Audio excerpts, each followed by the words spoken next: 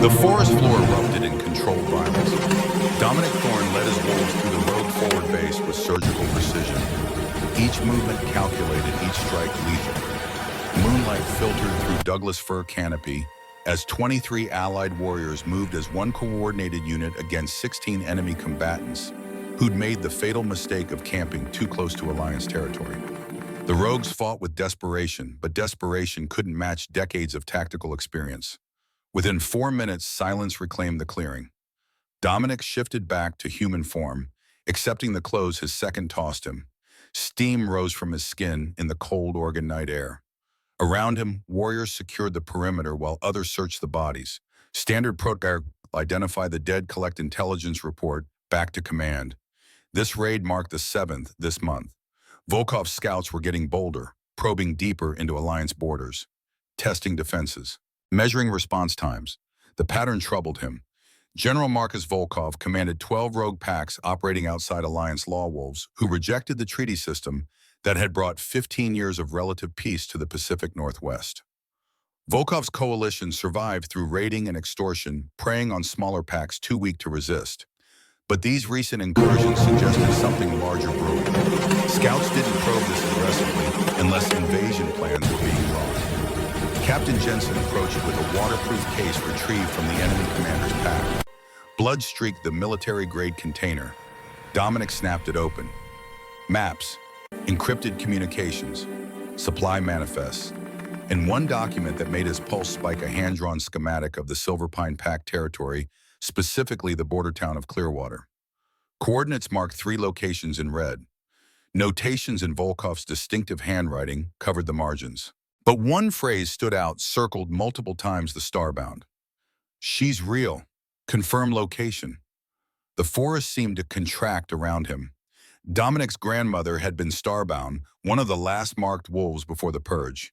She died when he was 12, and the memory remained knife-sharp, her silver fur glowing with constellation patterns, her power connecting 100 wolves into perfect unity during the border wars.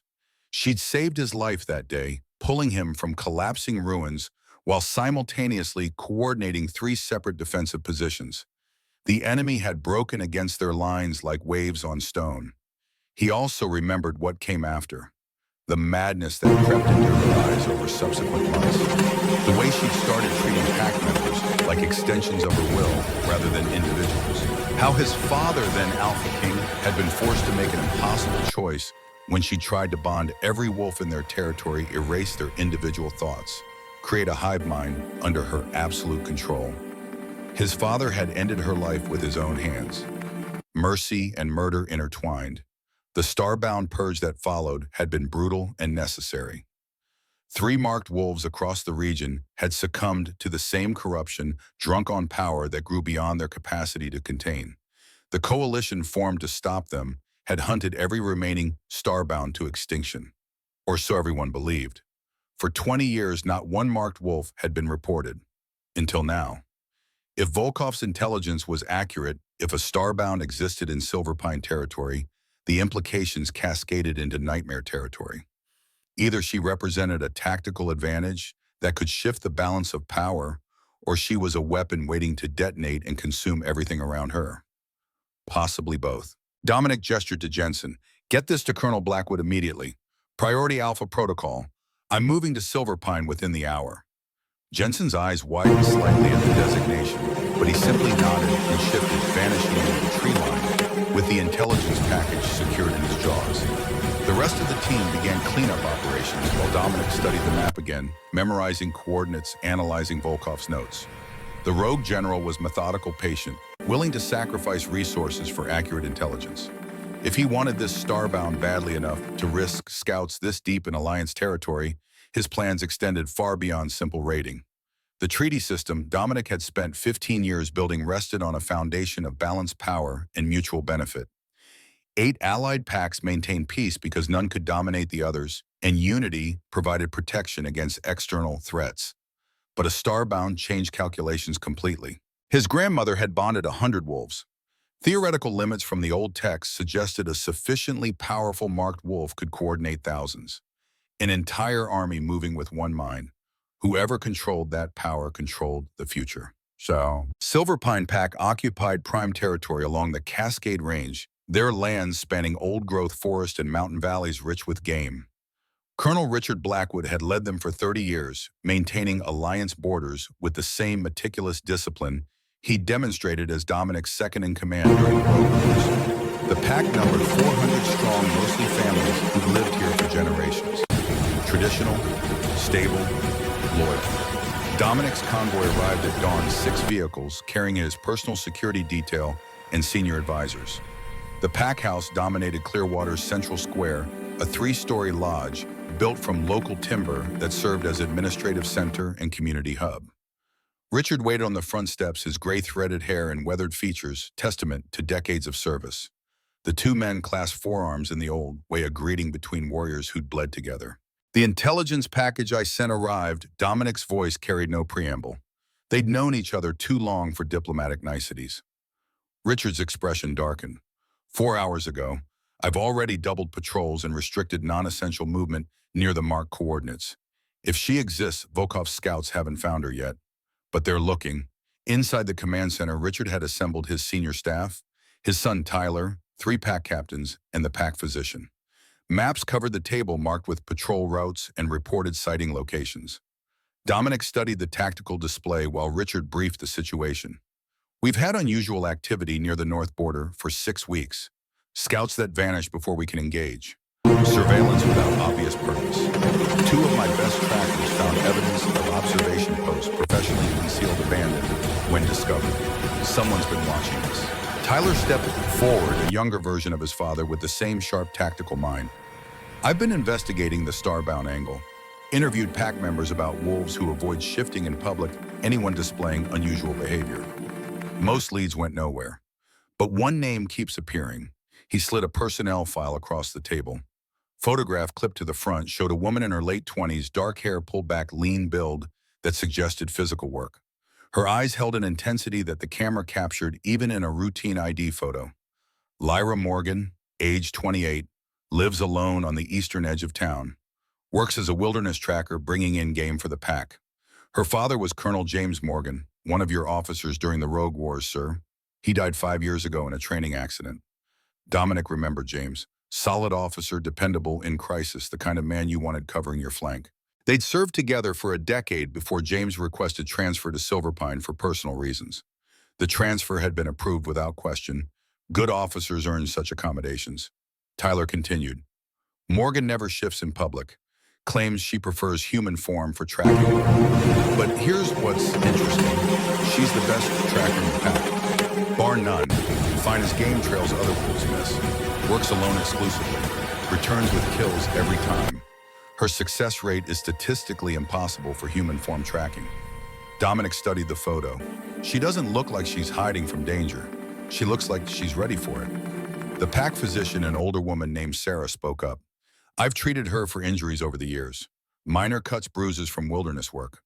They heal slowly, significantly slower than shifter normal healing rates, consistent with prolonged form suppression. Richard's jaw tightened. If she's starbound, James must have known. Hidden her during the purge. That would explain why he requested transfer here away from Central Territory, where scrutiny was tighter. The pieces aligned into a picture Dominic didn't like. A marked wolf hidden for 2 decades, trained by a skilled officer to stay invisible. If Lyra Morgan was starbound, she'd been preparing for discovery her entire adult life. That level of operational security suggested she understood exactly what she was and what would happen if the secret broke containment. Where is she now? Tyler checked his tablet. Out on a tracking mission. Due back this afternoon with supplies for the winter stores. She left yesterday morning. Bring her in when she returns. Direct her to command center priority request. Don't make it look like an arrest, but make sure she comes. Tyler nodded and left to arrange it. Richard waited until the door closed before speaking again. Dom, if she's really starbound, what's your play here? The old laws technically still stand. Marked wolves were designated existential threats. Even you don't have authority to override a purge order if the council invokes it. Dominic had been AlphaKing for 15 years, but certain powers remained beyond even his reach. The Alliance Council represented all 8 packs, and treaty law required unanimous consent for major policy changes. The Starbound Purge had been codified into treaty foundation. Reversing it would require convincing every alpha that marked wolves were no longer threats. Good luck with that conversation. First priority is confirmation. We don't know for certain she's starbound. Second is assessment. If she is marked, is she stable? Can she control the power? My grandmother couldn't, but the old text mentioned marked wolves who live full lives without corruption. Third is protection. If Volkov wants her, we can't let him have her. And if she's unstable, if she shows signs of the madness, Richard's question hung in the air between them, weighted with shared history. They'd both seen what happened when starbound power was unchecked. Villages burned, packs torn apart from within, wolves forced to kill their own families when the Mark I binding letter commanded God. Then I do what my father did, what he trained me to do. Dominic's voice carried no hesitation, but the words tasted like ash. Putting down his grandmother had broken something in his father, a wound that never healed. The old king had maintained his duties, led the alliance through reconstruction, but the light had gone out behind his eyes. He died 10 years later from what physicians called heart failure, but Dominic knew the truth. Grief had killed him slowly day by day. If Lyra Morgan proved unstable, if she showed any sign of losing herself to the power, Dominic would end her life before she could hurt anyone. That duty came with the crown. Some decisions couldn't be delegated. He just hoped it wouldn't come to that. Lyra returned to Clearwater 3 hours before sunset, a deer carcass slung across her shoulders. She'd spent 30 hours in the deep forest tracking the herd to their winter feeding grounds, selecting her target with care. The young buck had been healthy, his death quick and clean. She honored the kill by ensuring nothing went to waste. Her pack would eat well because of her work. The summons came as she delivered the meat to the community storehouse. Tyler Blackwood intercepted her with professional courtesy that barely masked underlying tension. The AlphaKing wants to meet you. Command center now if possible. Nothing urgent, just consultation on tracking logistics. The lie was obvious but appreciated. Tyler had always been decent to her, one of the few pack members who treated her silence about shifting as personal choice rather than shameful secret. She nodded acceptance and followed him through town, noting increased patrol presence and the nervous energy crackling through pack bonds. Something had the leadership on edge. The command center hummed with controlled activity. Maps, communications equipment, weapons secured in wall racks. This wasn't a social call. Tyler ushered her into the main briefing room where two men waited: Colonel Blackwood, whose presence she'd expected, and someone else entirely. AlphaKing Dominic Thorne stood over the tactical table, and the sheer weight of authority radiating from him nearly made her step backward. She'd seen him from a distance once years ago during an alliance gathering. Proximity magnified everything: the intelligence in his amber eyes, the predator, stillness in his posture, the way he commanded space without moving. This was a man who'd led armies, made impossible decisions, survived consequences that would have destroyed lesser wolves. And he was studying her with the same intensity she was tracking her. Lyra Morgan, thank you for coming. His voice carried later she couldn't quite parse. Gratitude, yes, but also assessment. Measuring her reactions, cataloging details, building a profile from observations most people wouldn't notice. Colonel Blackwood vouches for your tracking skills. I need someone who can locate and analyze unusual activity near our northern border. Rogue scouts have been operating in the area. Your father served with me during the wars. I trust his training produced someone capable. The mention of her father was strategic, establishing connection and testing her reactions simultaneously. Lyra kept her expression neutral. My father taught me to read forest signs most wolves miss. If scouts have been operating nearby, I can find their trails. Not in human form, you can't. The statement cracked across the room like a whip. Dominic's eyes never left hers. I've reviewed your service record. Impressive results, all achieved while remaining human. That's not just preference, Ms. Morgan. That's pathological avoidance. So let me be direct. Why do you refuse to shift in front of others? The question everyone had wanted to ask for years finally spoken aloud. Lyra felt the walls she'd built around her secret flex under pressure. She could lie, deflect, maintain the fiction she'd cultivated so carefully. Or she could trust that her father had been right about Richard Blackwood, and by extension, the man Blackwood served. Because shifting in public gets people killed. People like me. The admission settled into heavy silence. Richard's expression confirmed he'd already guessed, but hearing it spoken aloud changed the dynamic completely. Dominic showed no surprise, which meant he'd already reached the same conclusion before ever meeting her. You're starbound, not a question. Statement of fact waiting for confirmation. Lyra nodded once. My father hid me during the purge. Trained me to suppress, to pass as normal, to never access the power. I've spent 20 years becoming invisible because visibility means death. Dominic circled the table slowly, each step deliberate. His wolf was close to the surface. She could sense the predator evaluating threat levels, calculating angles of attack if she proved dangerous. Your father was a good man and a better officer. If he chose to protect you, he must have believed you were worth the risk. But circumstances have changed. General Volkov knows a starbound exists in Silver Pine territory. He's sending hunters. You can't hide anymore. The words hit like physical blows. Volkov. The name carried weight of its own. A rogue general whose coalition had been growing bolder each year. If he discovered her existence, if he had resources dedicated to capturing her, then Dominic was right.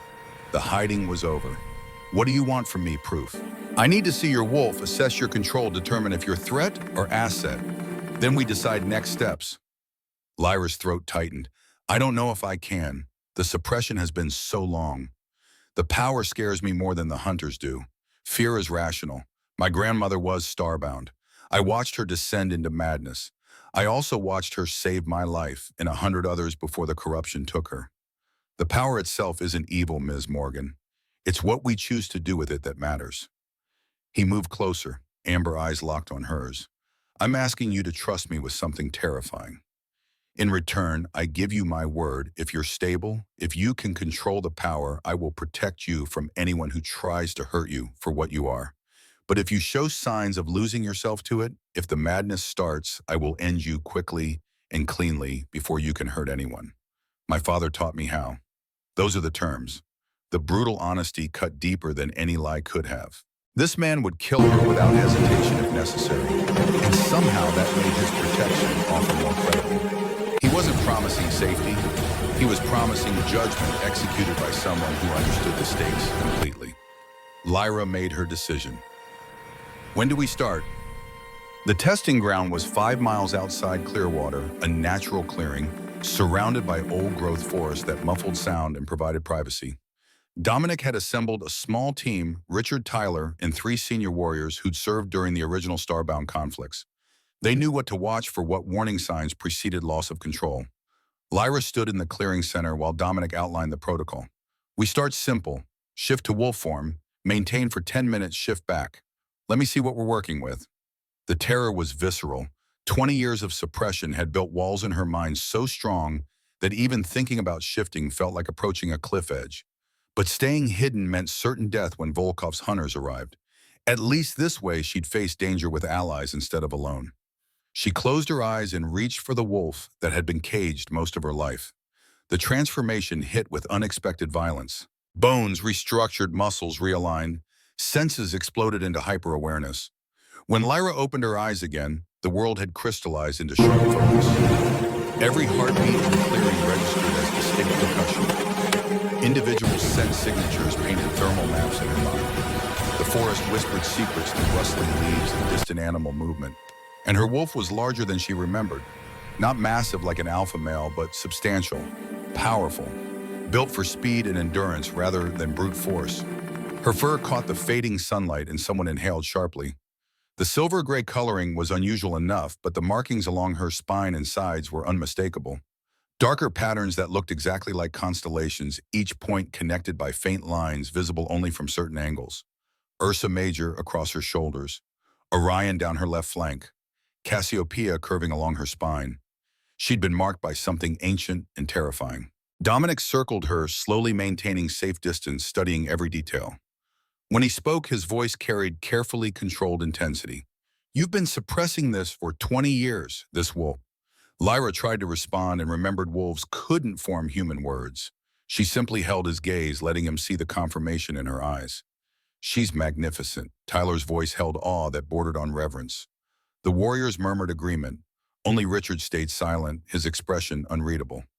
Dominic stopped in front of her. I need you to maintain this form I check something. Don't be alarmed. He shifted in one fluid motion, his own wolf emerging dark and powerful. Alpha presence rolled off him in waves that made every other wolf in the clearing instinctively defer.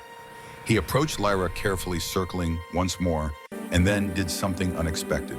He pressed his forehead to hers in the traditional greeting between wolves of equal status. The contact created a jolt of recognition that snapped through both of them. Pack bonds activated, amplified by whatever power slept within her constellation marks.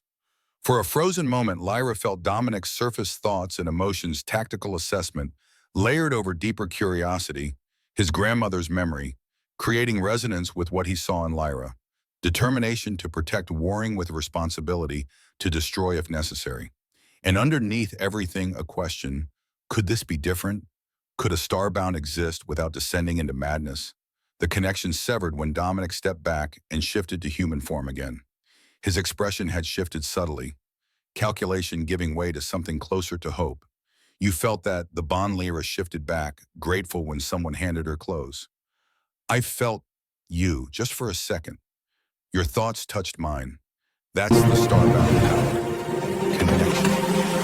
Pack bonds amplified to extraordinary levels. My grandmother could coordinate 100 wolves through that connection. They could feel what she felt, know what she knew, move as unified force. But it required consent. She never forced the bond on anyone who refused. His eyes hardened until the madness came. Then consent stopped mattering. Lyra pulled her shirt on, hands shaking slightly from adrenaline and exhaustion. The brief shift had cost more energy than expected, proof of how much damage suppression had caused. 20 years of caging her wolf had left atrophy she'd need weeks to reverse. I don't know how to access the power deliberately. I've felt it trying to surface sometimes, usually when I'm stressed or frightened, but I always pushed it down. My father taught me that using it would mark me as target. He was right. But Volkov already knows you exist. Hiding the power won't protect you anymore. We need to understand what you're capable of, assess your control, determine if you can bond wolves without losing yourself to the process. Richard cleared his throat. Dominic, may I suggest we start very small, perhaps bonding just 2 or 3 wolves, seeing if she can coordinate simple tasks without overwhelming herself? Agreed. But first, she needs to strengthen her wolf. 20 years of suppression has left her physically compromised. Tyler assigned quarters in the barracks. She stays on base where we can protect her. Daily training starts tomorrow, building stamina and combat skills. If Volkov sends hunters before we're ready, she needs to be able to defend herself. Tyler nodded and gestured for Lyra to follow. As they left the clearing, she heard Richard speaking quietly to Dominic. This is dangerous, Dom. Even if she's stable now, accessing the power could trigger the corruption. Your grandmother seemed fine until she started pushing the limits. I know. But we don't have better options. Volkov won't stop hunting her, and we can't fight his coalition conventionally. He outnumbers us 2 to 1. If Lyra can bond our forces, coordinate tactics the way my grandmother did during the border wars, we might survive what's coming. And if she can't control it, then I keep my promise. The words followed Lyra into the forest, a reminder that trust was provisional. Dominic Thorne would protect her until the moment he couldn't. After that, execution would be mercy. She just had to make sure that moment never came. The next 5 days passed in relentless training that pushed Lyra's limits and exposed gaps in her skill set. Tyler ran her through combat drills in wolf form, teaching her techniques that should have been learned as a juvenile. She was fast and her enhanced senses provided tactical advantages, but 2 decades of suppression had left her reflexes underdeveloped. Tyler was patient but demanding, correcting stance and attack patterns with the same professional intensity he'd use on any new recruit. By day 3, she could hold her own in sparring matches against intermediate-level warriors.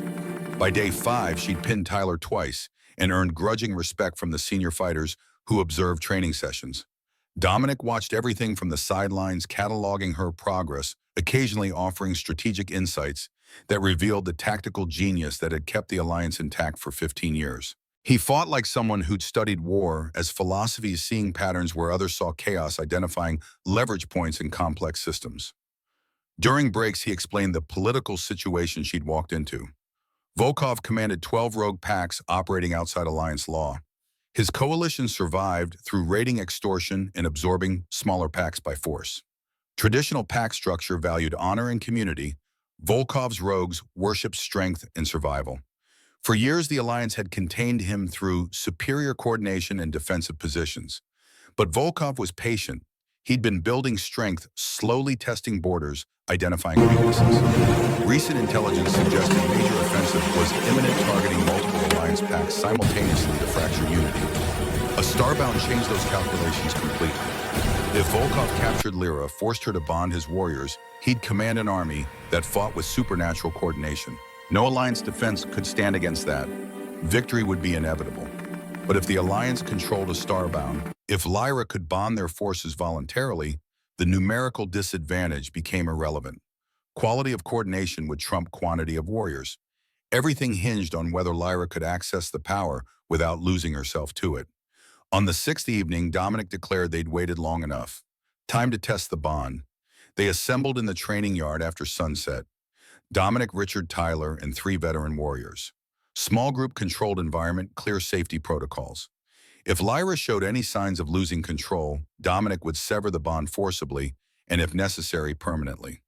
Lyra shifted to wolf form, her constellation marks catching moonlight and seeming to glow faintly. Dominic shifted as well and approached until they stood nose to nose. His amber eyes held hers with absolute focus. Reach for the bond. Don't force it. Let the connection form naturally. I'll anchor you. If you start slipping, I'll pull you back. Lyra closed her eyes and did something she spent 20 years refusing to do. She reached for the power that lived in her constellation marks and invited it to surface. The response was immediate and overwhelming. Energy exploded through her nervous system, seeking connections, searching for pack bonds to amplify.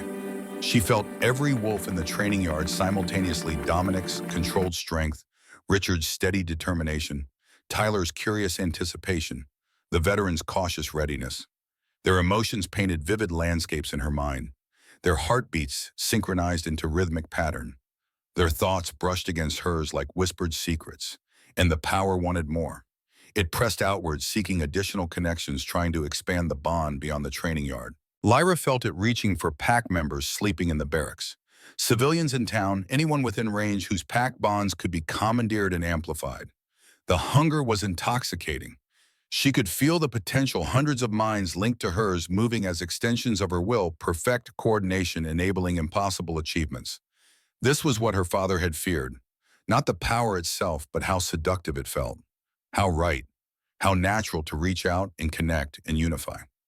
Dominic's presence slammed into her consciousness like a physical barrier. His alpha authority pushed back against the expanding bond, creating containment field that held the power within acceptable limits. The sensation was jarring but necessary. Without his anchor, she would have bonded every wolf in Silverpine within minutes, and she might not have been able to stop there. Lyra fought the power back down, re-establishing control, limiting the bond to only the 7 wolves in the immediate area. The hunger retreated but didn't disappear. It waited beneath the surface, patient and persistent, ready to surge forward the moment her concentration slipped. Good. You felt it. You contained it. You didn't lose yourself. That's progress. Dominic's mental voice carried approval mixed with concern. Now try something simple. Coordinate movement with Tyler. Have him circle left while you circle right, maintaining perfect synchronization without verbal communication. Lyra focused on the bond linking her to Tyler and felt his readiness. She formed an intention rather than a command, suggesting direction and timing without imposing will. Tyler responded immediately, his wolf moving in precise counterpoint to her own movement. They circled the training yard in opposite directions, each step perfectly timed, each adjustment matching the other instantaneously. The coordination felt effortless, natural, like dancing with a partner who knew every move before it happened. This was what Starbound power could accomplish. Warriors moving as one organism, responding to threats before conscious thought processed them, executing complex tactics through pure instinct. Dominic watched the demonstration with growing satisfaction. Enough for tonight. Release the bond slowly. Let everyone ease back to normal consciousness. Lyra did as instructed, carefully withdrawing the power, severing connections with care. The sudden isolation felt jarring after the intimacy of shared consciousness. For a brief window, she'd known Tyler's thoughts and feelings with perfect clarity. Returning to normal separation felt like losing a sense she'd barely begun to understand. Everyone shifted back to human form. Tyler's expression reflected wonder and slight unease. That was incredible and deeply unsettling. For those few minutes, I could feel what you felt, sense what you sensed. It was like we shared one mind. Dominic's face remained serious. That's the gift and the curse. Starbound power enables coordination impossible through any other means, but it also erodes boundaries between individuals. Push too far, bond too many wolves, maintain connection too long, and those boundaries dissolve permanently. My grandmother bonded 100 wolves during the border wars. By the end, she couldn't distinguish their thoughts from her own. The madness was inevitable. Richard spoke quietly. Lyra, how do you feel? Exhausted, euphoric, hungry for more. All three, the power wants to be used. It pushes for expansion. Dominic's anchor kept me from losing control, but I could feel the temptation. If I bonded more wolves, I'd be stronger. If I bonded hundreds, I'd be unstoppable. That kind of thinking is how corruption starts. Her honesty hung in the air, uncomfortable and necessary. She was dangerous. They all knew it. The question was whether that danger could be directed toward productive ends rather than destructive ones. Dominic made a decision. We continue training. Small groups, limited duration, always with me present as anchor. Lyra needs to build tolerance, slowly learn to resist the hunger, develop discipline that prevents overreach. Meanwhile, we prepare for Volkov's inevitable move. He's not going to wait patiently while we figure this out. Tyler's radio crackled. Captain, we've got incoming. Border Patrol reports convoy approaching from the north. Military vehicles 15 minutes out. No hostile indicators, but they're moving fast. Everyone tensed. Dominic's expression darkened. That's probably Volkov's negotiators. He knows we have her. Now he's coming to make an offer we'll want to refuse. What kind of offer? The kind backed by threat of total war. Get to the command center. Tyler, full alert status. Richard, assemble leadership. Lyra, you're with me. If Volkov wants to negotiate for a starbound, he gets to see exactly what he's dealing with. The convoy arrived precisely on schedule, 3 armored vehicles that screamed military surplus paint and insignia stripped for deniability. 20 warriors emerged, all wearing neutral expressions that barely concealed the predator readiness underneath. These were professionals, trained soldiers who'd seen combat and survived. Leading them was a man Lyra recognized from intelligence briefings, Commander Pavel Sokolov, Volkov's chief enforcer and negotiator. Late 40s, scarred face, eyes like frozen lakes. He moved with the controlled efficiency of someone who'd killed enough people to stop counting. Dominic met them at the perimeter, flanked by Richard and 6 senior warriors. Lyra stood slightly behind, close enough to hear, but far enough to avoid immediate focus. Sokolov's eyes found her anyway, cataloging details with professional interest. Commander Sokolov, you're far from your territory. Dominic's voice carried no warmth, just acknowledgement of presence. AlphaKing Thorn, I come under flag of parley. General Volkov sends his regards and a proposal. Proposals require good faith. Your scouts have been violating our borders for 6 weeks. That doesn't suggest peaceful intentions. Sokolov smiled without humor. The general wants something you have. You want something the general can provide. This benefits both parties if we can reach terms. What could Volkov possibly offer that the alliance needs? Time. Peace. 6 months of guaranteed ceasefire while you prepare for the inevitable. Because make no mistake, AlphaKing war is inevitable. The general commands 12 packs over 3,000 warriors. You have 8 packs and maybe 2,000 effective fighters. The math is simple. We win through attrition. Unless we have advantages that compensate for numbers.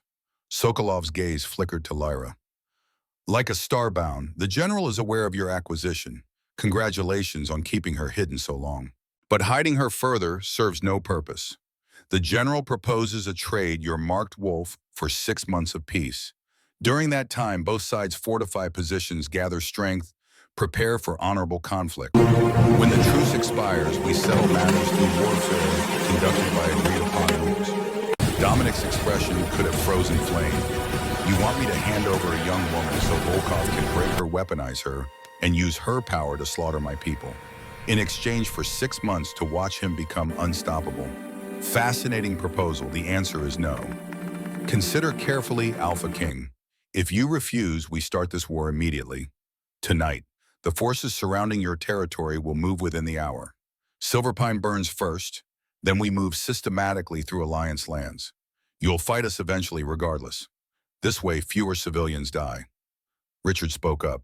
You're offering temporary peace in exchange for permanent victory. That's not negotiation, Commander. That's extortion. Sokolov shrugged. Call it what you like. The offer expires when I leave. Choose wisely. Lyra stepped forward before anyone could stop her. Her voice carried across the space between armed camps. The general wants me because he believes starbound power can be controlled through force. That's how he thinks. Break someone, rebuild them, as weapon, deploy them as tool. But that's not how the power works. Starbound bond requires consent. Try to force it and the connection fails. Torture a Mark Wolf and you destroy the very thing you're trying to exploit. Sokolov's attention locked onto her completely now. Interesting theory. The general has access to historical records suggesting otherwise.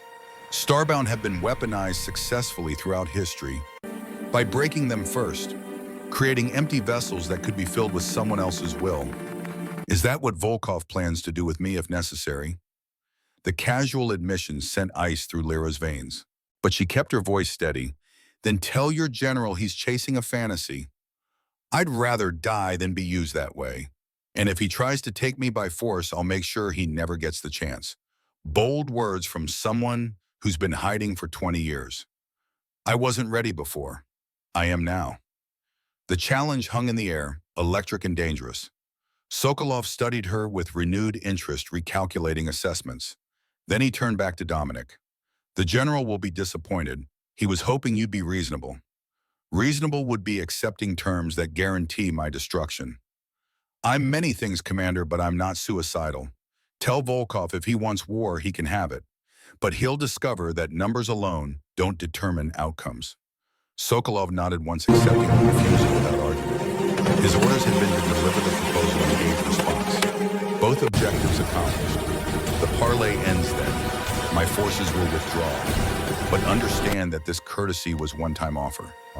Next time we meet, it will be on battlefield. He turned to leave, then paused and looked back at Lyra. The general asked me to deliver a personal message for you, Miss Morgan. He says your father would have understood pragmatism over principle. James Morgan was a good soldier who knew when to adapt. The words hit like a physical blow. Lyra's vision tunneled red. How dare you speak about my father? You didn't know him, but the general did. They served together before your father defected to the Alliance. Old friends, old partnerships. The general still respects what James sacrificed to protect you. He'd prefer not to waste that sacrifice by killing you. But he will if you force his hand. The revelation spun through Lyra's mind, fragmenting everything she believed about her father's history. Sokolov watched her reaction with satisfaction, then departed with his security detail. Within minutes, the convoy vanished into the forest. Silence dominated this command center after they left. Finally, Richard spoke. Lyra, I don't know if what Sokolov said about your father is true, but even if James did serve with Volkov before joining us, it doesn't change the fact that he spent his life protecting you. Whatever his past, he chose the Alliance. He chose you. Lyra nodded, but the ground felt unsteady beneath her feet. She'd built her entire understanding of safety on her father's judgment. Learning he might have had connections to the enemy, that Volkov claimed friendship with him, that history was more complicated than simple defection, from rogue life to Alliance loyalty, it shook foundations she'd thought were solid. Dominic's hand settled on her shoulder. Focus on what matters now. Volkov just declared his intentions. He's coming for you, and he's willing to burn everything to claim you. That means we need to accelerate your training, test your limits faster than I wanted, and prepare for war we hope to avoid. How quickly can you bond a larger group? I don't know. We've only tried 7 wolves. Scaling up to dozens or hundreds means exponentially more connection points, more consciousness to coordinate, more risk of losing myself. We don't have the luxury of slow progress. Volkov will move within days, maybe hours. I need you combat ready. Richard assembled 200 of our best warriors. We're doing a large-scale bonding test tomorrow. If it works, we start tactical integration. If it fails, he didn't finish the sentence. If it failed, Lyra would either be dead or worse, lost to the madness that had claimed every other starbound in history. And and Dominic would be forced to make the same choice his father had made, Mercy killing the woman he'd sworn to protect. Lyra took a breath and squared her shoulders. Tomorrow, then, either I prove I can control this power, or we find out exactly how fast you can end me. Let's hope it doesn't come to that. Dominic's voice carried weight of command and something deeper. Regret maybe for circumstances that forced impossible choices on everyone involved, but also determination. He'd spent 15 years building the alliance, maintaining peace through strength and diplomacy. Volkov threatened everything that structure protected. If Lyra represented the only tactical advantage that could preserve what they'd built, Dominic would push her limits regardless of personal cost. That was what leadership required, the willingness to sacrifice pieces on the board to protect the whole, even when the pieces were people you'd promised to safeguard. Lyra understood. She'd become a weapon whether she wanted to or not. The only question remaining was whether she'd master the power before it mastered her. Dawn broke cold and clear over the training grounds.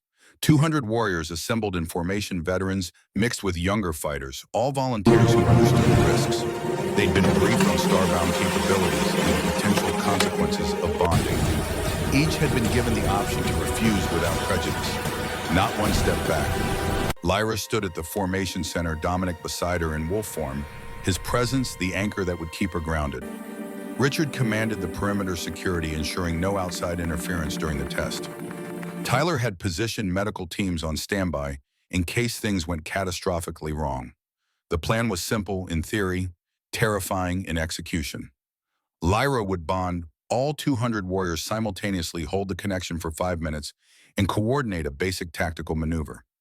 If she maintained control throughout, they'd begin integrating bonded units into defensive strategies. If she lost control, Dominic would sever the connection by force, and if necessary, kill her before the madness spread. No pressure. Lyra shifted to wolf form, her constellation marks gleaming in morning light. She'd learned over the past week that the markings glowed brighter when the power activated, a visible indicator of starbound energy flowing through her. Right now, they were dim, dormant, waiting. She reached for the power with deliberate care, feeling it rise like tide responding to moon. Instead of fighting the hunger as she had before, she guided it outward with controlled intention. The bond spread through the assembled warriors like lightning through storm clouds, connecting each consciousness to hers and to each other through her as central node. The sensation threatened to overwhelm her. 200 minds pressed against hers, 200 separate streams of consciousness, all demanding attention simultaneously. She felt their fear and their excitement, their doubts and their determination, their individual personalities creating complex symphony of human experience. The temptation to simply let the flood wash over her, to surrender individual thought and merge with the collective, was almost irresistible. Dominic's anchor held firm. His alpha presence created bedrock foundation that prevented her from dissolving into the crowd. Through their connection, she felt his confidence in her ability to withstand the pressure, his readiness to intervene if necessary, his acceptance that intervention might mean ending her life. Lyra focused on the exercise Tyler had designed. Simple, coordinated movement. All 200 warriors shift into formation, a flying wedge, maintain formation while moving across the training ground, shift back to human form in perfect unison. Basic drill that young recruits mastered within weeks, but exponentially more difficult when executed by warriors who'd never trained together, coordinated purely through starbound bond rather than verbal communication. She formed the intention and felt it ripple through the bond. Every warrior sensed the pattern simultaneously, understanding their position and formation, their relationship to others, the timing required for perfect execution. As one organism, they shifted and moved, creating arrowhead configuration that flowed across the field with supernatural grace. From the perimeter, Richard watched with expression mixing awe and terror. This was what Alliance forces had faced during the border wars when Dominic's grandmother had bonded their armies. Individual warriors became cells in larger organism, moving with coordinated precision no traditional command structure could match. The tactical advantages were staggering. The risk of corruption equally so. Lyra held the connection for exactly 5 minutes, then carefully released it. The bond dissolved gradually rather than snapping, letting each warrior return to individual consciousness without jarring transition. She shifted back to human form and collapsed immediately, completely spent. Dominic shifted and caught her before she hit the ground.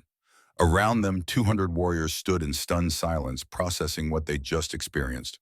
Then applause erupted, spontaneous and genuine. They'd felt the power, understood its potential, and witnessed proof that Lyra could control it without losing herself to madness. She passed the test. But as Tyler helped her to medical tent and Richard began organizing debriefs with bonded warriors, a scout burst into the grounds with report that drained color from every face. Volkov's main force is moving. 3,000 warriors, full military deployment. They'll reach our borders by nightfall. War had come. 3,000 enemy warriors represented extinction-level threat for the Alliance. Dominic assembled his war council within the hour, spreading tactical maps across tables while radio chatter filled the command center with real-time intelligence updates. Volkov's forces had split into 3 columns each, targeting a different Alliance territory simultaneously. The strategy was brutally effective: force defenders to divide strength, then crush them piecemeal. Silverpine represented the primary target, positioned as it was along the central access road into Alliance heartland. Silverpine and Volkov controlled the strategic corridor that would allow him to isolate other packs from mutual support. The mathematics were simple and devastating. Silverpine could field 400 warriors. Volkov's lead column numbered over 1,000. Richard traced enemy approach vectors with grim precision. They'll hit our northern defenses, first probably within 6 hours. We've fortified the pass-laid traps, established kill zones, but we can't hold indefinitely against these numbers. We need reinforcements from other packs. Tyler shook his head. The other columns are pinning down our allies. Nobody can spare warriors without compromising their own defenses. We're on our own until we break one of the attacks and free up resources, which means we need force multiplier beyond conventional tactics. Dominic's eyes found Lara, who'd recovered enough from the morning's bonding to stand upright. The question was unspoken but obvious. Could she bond 400 warriors and maintain effectiveness through extended combat? The morning test had lasted 5 minutes with half that number. Battle could stretch for hours. Lyra met his gaze steadily. I can try, but there's a problem. Bonding that many wolves holding the connection under combat stress, it's going to push me toward the edge. I felt it this morning with 200. The power wants more. Every time I use it, the hunger grows stronger. If I bond 400 during active battle with adrenaline and fear amplifying everything, I don't know if I can resist the pull toward expansion. Then we need something stronger than your willpower. We need an anchor that can hold you regardless of circumstances. Dominic stood, decision made. There's a ritual in the old text. Deep bonding between Alpha and Starbound creates permanent connection that allows the Alpha to ground the Starbound, even during peak power usage. My grandmother performed it with my grandfather during the border wars. It's why she lasted as long as she did before the corruption took her. Richard's expression darkened. That ritual also meant when she fell, your grandfather felt everything. The madness, the pain, the moment your father ended her life. It broke him, Dominic. He was never the same after. I know, but we don't have alternatives. Without the deep bond, Lyra will lose herself in the first hour of combat. With it, she has a chance to maintain control long enough to make a difference. Lyra's voice was quiet but firm. What does this ritual require? Complete vulnerability from both participants. Mental barriers drop entirely. For the duration of the bonding, we'll feel everything the other feels, know everything the other knows. It creates permanent connection that can't be severed except by death. If you go mad, I experience the madness. If I die, you feel my death as if it were your own. She absorbed that information without flinching. When do we start? Now? We have maybe 4 hours before Volkov's forward elements engage our defenses. The ritual takes 90 minutes. Tyler cleared his throat. Sir, there's one other thing the text mentioned about deep bonding. It often triggers mate bond recognition. Something about complete mental intimacy creating the foundation for I'm aware. That's a secondary concern right now. Lyra, if you're not comfortable with potential complications, she cut him off. If permanent bonding is what keeps me from becoming a monster, then complications are acceptable. Let's do this. The ritual chamber was a small room beneath the pack house stone walls that had stood for generations. Ancient symbols covered the floor carved by wolves who'd understood starbound power intimately. Dominic dismissed everyone except Elder Cornelius, who would maintain the boundary circle and intervene if the bonding destabilized catastrophically. Both shifted to wolf form, facing each other in the circle's center. Cornelius began the old words, speaking in a language that predated modern pack structure. The syllables resonated with power that made the air shimmer. Dominic's wolf approached until his forehead pressed against Lyra's. The contact created immediate connection, but this time neither pulled back. Instead, they leaned into it, allowing the bond to deepen beyond surface consciousness into the fundamental architecture of self. Lyra felt Dominic's memories cascade through her awareness. Childhood training under his father's demanding tutelage, the horror of watching his grandmother's execution, the weight of crown placed on shoulders too young to bear it properly, 15 years of decisions that meant life or death for thousands. She experienced his guilt over warriors, lost his pride in the alliance he'd built, his fear that everything he'd created would burn because he couldn't stop Volkov without becoming the kind of tyrant he'd sworn never to be. And underneath everything, the loneliness. Command isolated. Leadership meant making choices others couldn't forgive, bearing burdens no one else could share. For 15 years, Dominic had carried that isolation as price of authority. Her own memories flowed to him in return. The terror of her first shift at 7 years old, understanding immediately that her wolf was different, and that difference meant danger. Her father's desperate training to teach survival through invisibility, 20 years of watching life happen to other people while she remained carefully separate. The profound loneliness of hiding the fundamental truth of what she was never able to trust anyone completely, always aware that discovery meant death. Their isolation recognized itself in each other, creating resonance that amplified the bond beyond what either had anticipated. The mate recognition slammed into both of them with tidal force, not general realization but overwhelming certainty. This was right, this was necessary. Two people who'd spent their lives alone had found someone who understood the cost of power and the burden of difference. The bond solidified into something unbreakable. Lyra felt Dominic's presence settle into permanent residence at the edge of her consciousness, an anchor that would hold regardless of circumstance. Through his eyes, she experienced her own wolf as he saw it, not defective or cursed, but magnificent and terrible and beautiful, in ways that defied simple categorization. Through her perception, Dominic felt himself as she experienced him, strength tempered by wisdom, authority balanced with mercy, the kind of leader worth following into darkness, because he'd already walked there himself and found the way back. When they separated and shifted back to human form, both needed a moment to reorient. The intimacy was overwhelming, exposing vulnerabilities neither had shown anyone before, but it also created foundation of trust that would make everything else possible. Cornelia spoke quietly. The bond is stable, stronger than I've seen in the historical records. You'll be able to anchor her through anything short of actual death. But understand the cost, my king. If she falls to madness, you'll experience it with her. You won't be able to save yourself by cutting the connection. I understand. If Lyra falls, I fall with her. That's the price of asking her to risk everything for the alliance. He turned to face her directly. We're bonded now, permanently. I can feel your presence at the edge of my thoughts, and you can feel mine. When you bond the warriors for combat, I'll be there with you, holding you stable. But Lyra, this also means you need to trust me completely. If I sense you slipping toward corruption, if the power starts overwhelming your control, I will pull you back even if you fight me. Can you accept that? Yes. I'd rather have you drag me back from the edge than lose myself to the hunger. Just promise me something in return. Anything. If I do fall, if the madness takes me despite everything, you'll end it quickly. Don't let me become what your grandmother became. Don't make the alliance destroy me piece by piece. Dominic's expression held pain and determination in equal measure. You have my word. But we're not going to fail. We're going to hold the line, break Volkov's advance, and survive long enough to find a better solution than war of attrition.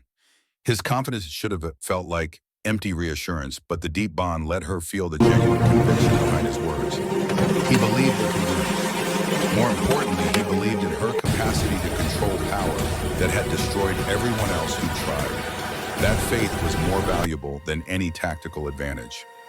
The northern pass transformed into fortress over the next 3 hours.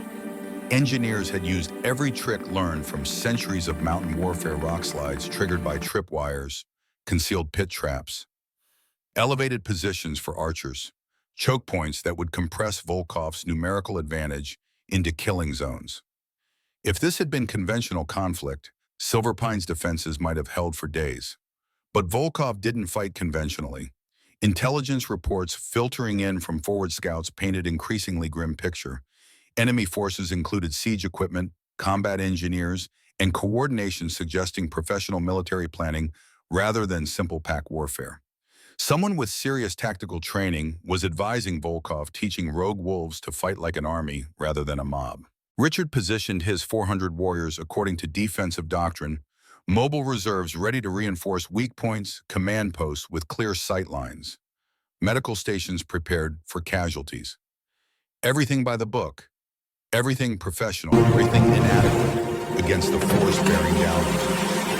Lyra stood with Dominic on elevated observation point, watching preparations through binoculars. The deep bond hummed between them, constant awareness of each other's presence, providing comfort and stability. Through their connection, she felt his tactical mind, analyzing vectors and probabilities, calculating acceptable losses, preparing contingencies for scenarios ranging from manageable defeat to complete annihilation. The enemy vanguard appeared at the pass's northern approach as sunset painted the mountains orange and gold. Scouts initially probing defenses and identifying optimal assault routes. Then the main force began flowing into view, 1,000 wolves moving with coordinated discipline that confirmed the professional military training. They didn't charge blindly. They established positions, secured flanks, prepared methodical advance. Richard's voice crackled over radio. Contact in 30 minutes. All units report ready status. Confirmations came back in steady sequence. Warriors who knew their positions, understood their roles, accepted the odds. Many wouldn't survive the night, but they'd give the enemy hell before dying. That was pack culture, defend home ground, regardless of cost. Dominic turned to Lyra. Time to bond the forces. Start with the forward positions, then expand to include reserves. I'll maintain anchor throughout. If you feel yourself slipping, pull back immediately.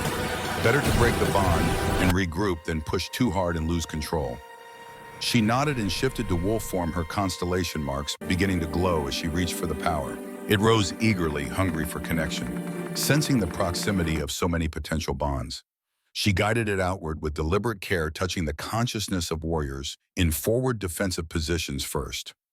The connection snapped into place, and suddenly she experienced war preparations from 400 simultaneous perspectives. Warriors checking weapons, tightening armor straps, exchanging final words with battle brothers, making peace with potential death. The emotional weight nearly crushed her, but Dominic's anchor held firm. Through their deep bond, his strength became hers, his stability preventing her from drowning in the collective consciousness. The starbound power flowed through established channels, linking every bonded warrior to Lyra and through her to each other. Information began flowing without verbal communication.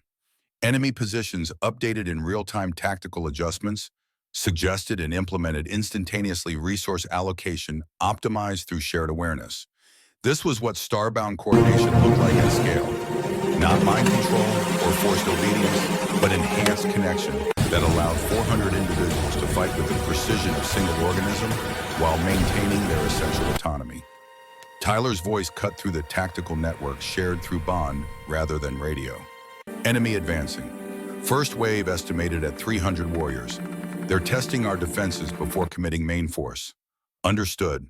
Hold fire until optimal range. Let them enter the kill zone. The order didn't need to be spoken aloud. Every bonded warrior knew the timing, instinctively felt the collective readiness, understood their role in the coordinated response. When Volkov's first wave crossed the designated threshold, 400 warriors responded as one. Arrows filled the air in devastating volley, finding targets with supernatural accuracy. Bonded warriors could feel enemy positions through shared tactical awareness, adjusting aim through collective perception rather than individual sight. The initial volley dropped 50 enemy warriors in seconds.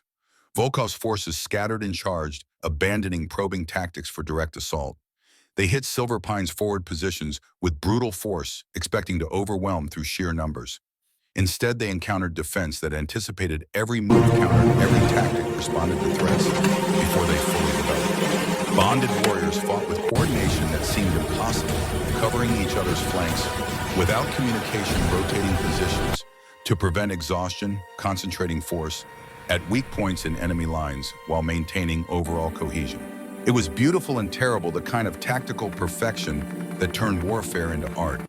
But perfection came at cost. Lyra felt every wound inflicted on bonded warriors as if the injuries were her own. Each death registered as personal loss, grief compounded 400 times over. The emotional trauma threatened to overwhelm her clinical detachment, dragging her into the horror of what she was enabling. Dominic's presence surged through the anchor bond. Focus on the tactical layer. Don't let yourself feel the individual losses yet. We'll grieve later. Right now we survive. His voice was lifeline, pulling her back from the edge. She compartmentalized the pain, pushing emotional response aside to maintain functional coordination. The warriors needed her tactical awareness, not her grief. Time for mourning would come after the battle, if any of them survived to mourn. The first wave broke against Silver Pine's defenses and withdrew, leaving 70 dead on the field. Victory should have felt triumphant, but intelligence reports confirmed what everyone feared. Volkov had used the initial assault to probe defenses and identify starbound coordination. Now he knew what he faced, and his response was already moving into position.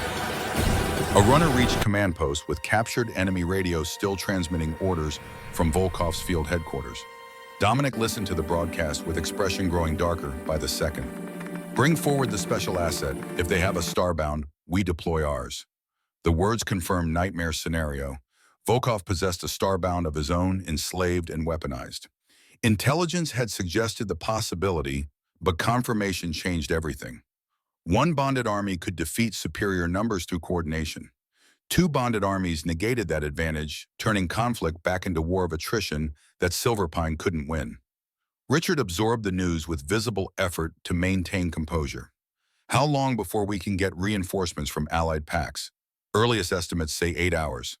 Volkov's secondary columns are engaging them now, pinning them down. We're alone until we break enemy momentum enough that allies can disengage. Tyler pointed to updated tactical display. Sir, we've identified the enemy starbound's position. Second wave is forming around her, approximately 500 warriors bonding into combat formation. She's in the center, heavily guarded, heavily restrained. The word carried implications that made Lyra sick. Volkov's starbound wasn't bonding his warriors voluntarily. She was being force controlled through torture or drugs or psychological breaking. The power required consent to function optimally, but desperate measures could extract compliance from a sufficiently brutalized victim. We need to free her. Everyone turned to look at Lyra. She continued speaking through the bond, her words shared with all 400 bonded warriors simultaneously. If Volkov has broken a starbound to use his weapon, then she's suffering every second of forced connection. That's worse than death. We can't leave her in that condition. Dominic's tactical mind was already analyzing possibilities. Rescue mission would require penetrating enemy lines, locating the starbound, and extracting her while under fire. The odds of success are minimal, and the attempt would weaken our defensive positions. So we make it a combat objective rather than rescue mission. Break the enemy formation, kill the guards, free the starbound. If she joins us voluntarily, we have two bonded forces against Volkov's regular troops. If she's too damaged to fight, we at least deny him the advantage. Richard studied the tactical map with professional assessment. It's insane. It's also our best chance of surviving the night. Tyler, start planning infiltration route. We'll need strike team capable of moving fast through enemy territory. I'm going. Lyra's voice cut through planning discussions. Through the bond, and she felt Dominic's immediate objection rising, but she pressed forward before he could voice it. I'm the only one who can reach another starbound directly. If she's been tortured into compliance, normal pack bonds won't penetrate her conditioning. But starbound to starbound connection works differently.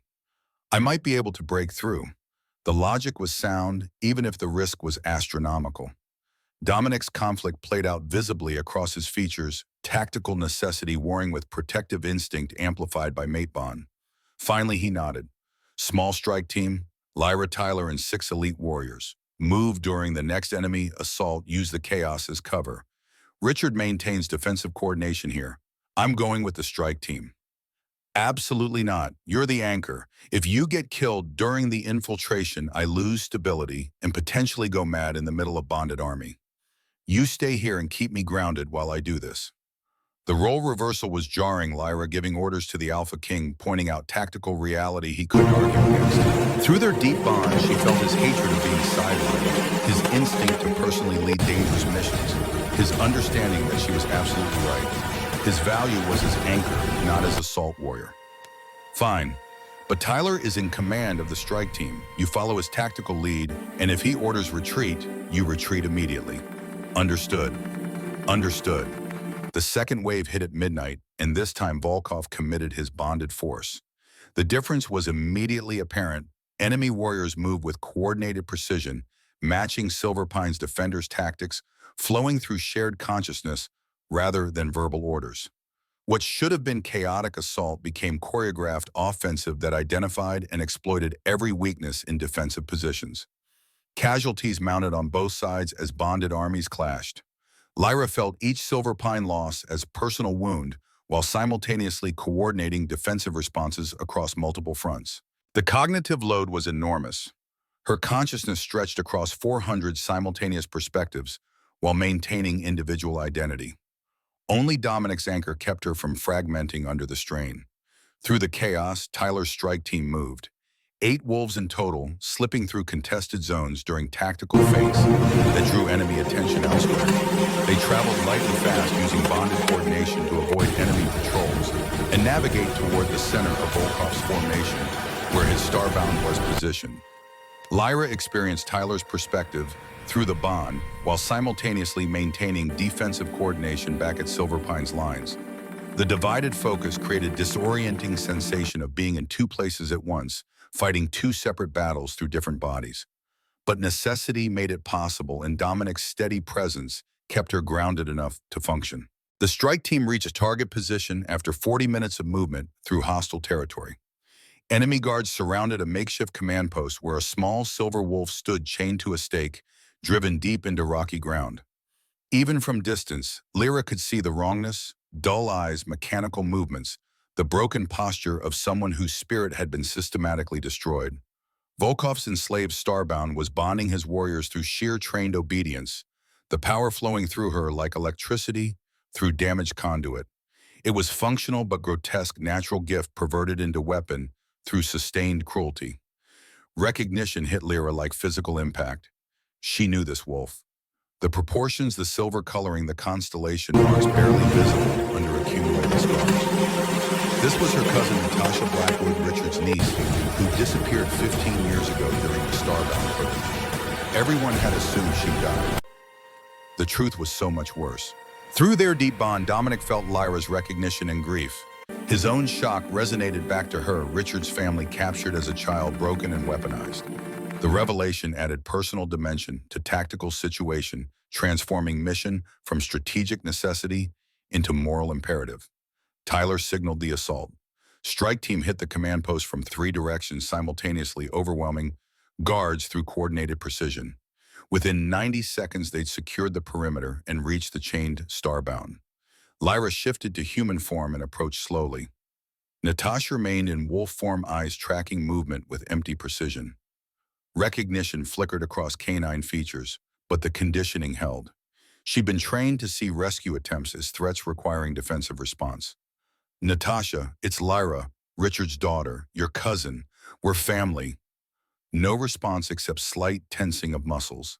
Volkov's conditioning ran deep, overriding even basic pack recognition. Tyler worked on the chains while Lyra tried different approach. I'm starbound too, like you. I can feel what they've done to you, how they broke you, how much it hurts to bond warriors against your will. Let me help. Let me free you. She reached through starbound connection, bypassing pack bonds, entirely touching the deeper power that only marked wolves possessed. The contact was like plunging into frozen lake shock, of encountering consciousness so damaged it barely qualified as sentient. Natasha's mind was labyrinth of conditioning and trauma pathways carved through torture until natural responses had been replaced with trained behaviors. But underneath the damage, deep in protected spaces, Volkov hadn't found fragments of original personality remained. Memories of childhood in Silverpine, running through forests with packmates, her father's pride when she'd first shifted. The memories were sealed behind walls erected for survival, buried so deeply that even Natasha herself couldn't access them. Lyra pressed against those walls with desperate urgency. Tyler had broken the chains, and enemy reinforcements would arrive any second. If they couldn't reach Natasha quickly, the mission failed, and they all died here. Remember who you were. Remember your father. Remember freedom. You're not Volkov's weapon. You're Natasha Blackwood, and your family is here to bring you home. The walls cracked. Starbound power amplified Lyra's words, driving them past conditioning into the buried consciousness beneath. Natasha's wolf form shuddered violently as decades of suppressed memories flooded back. The collision between trained obedience and recovered identity created psychic shock that momentarily severed her bond with Volkov's warriors. 500 enemy fighters suddenly lost their coordination tactics, fragmenting into chaos as the starbound linking them went offline. On Silver Pine's defensive lines, Richard felt the shift through his own pack bonds and immediately ordered counteroffensive. Uncoordinated enemies were vulnerable enemies, but in the command post, consequences were more immediate and dangerous. Natasha collapsed as her mind tried to integrate conflicting identities, and the backlash of broken bonds created psychic shockwave that knocked everyone nearby unconscious. Lyra, connected through Starbound Link, took the full force of the feedback. When she woke seconds later, alarms were screaming and enemy reinforcements surrounded the position. Tyler dragged her upright while his remaining team members formed defensive perimeter. They'd accomplished the mission objective, but now faced extraction under impossible circumstances. Natasha was still unconscious, mind wrestling with recovered trauma. Moving her would be difficult. Fighting their way out through hundreds of angry enemy warriors while carrying casualties was borderline impossible. Through the bond, Dominic's presence surged with desperate strength. Lyra, you need to bond everyone in that area. Strike team enemy forces everyone within range. Coordinate them all, freeze the situation long enough to extract. That's insane. I'd be bonding enemy wolves along with our own. They could resist, fight the connection, use it against us. They could. Or they could be so shocked with sudden forced intimacy that they hesitate long enough for you to escape. It's a terrible plan, but it's the only one we have. Lyra reached for the power, feeling it rise with eager hunger. She'd been maintaining 400 bonds for hours, coordinating defense across multiple fronts, pushing her limits continuously. Adding another 100 connections, including hostile enemy wolves, might be the overreach that finally broke her control. But Natasha needed extraction. Tyler's team faced certain death, and Dominic's anchor held steady despite the strain. She had to try. The bond exploded outward in all directions, seizing every wolf within 200 yards regardless of allegiance.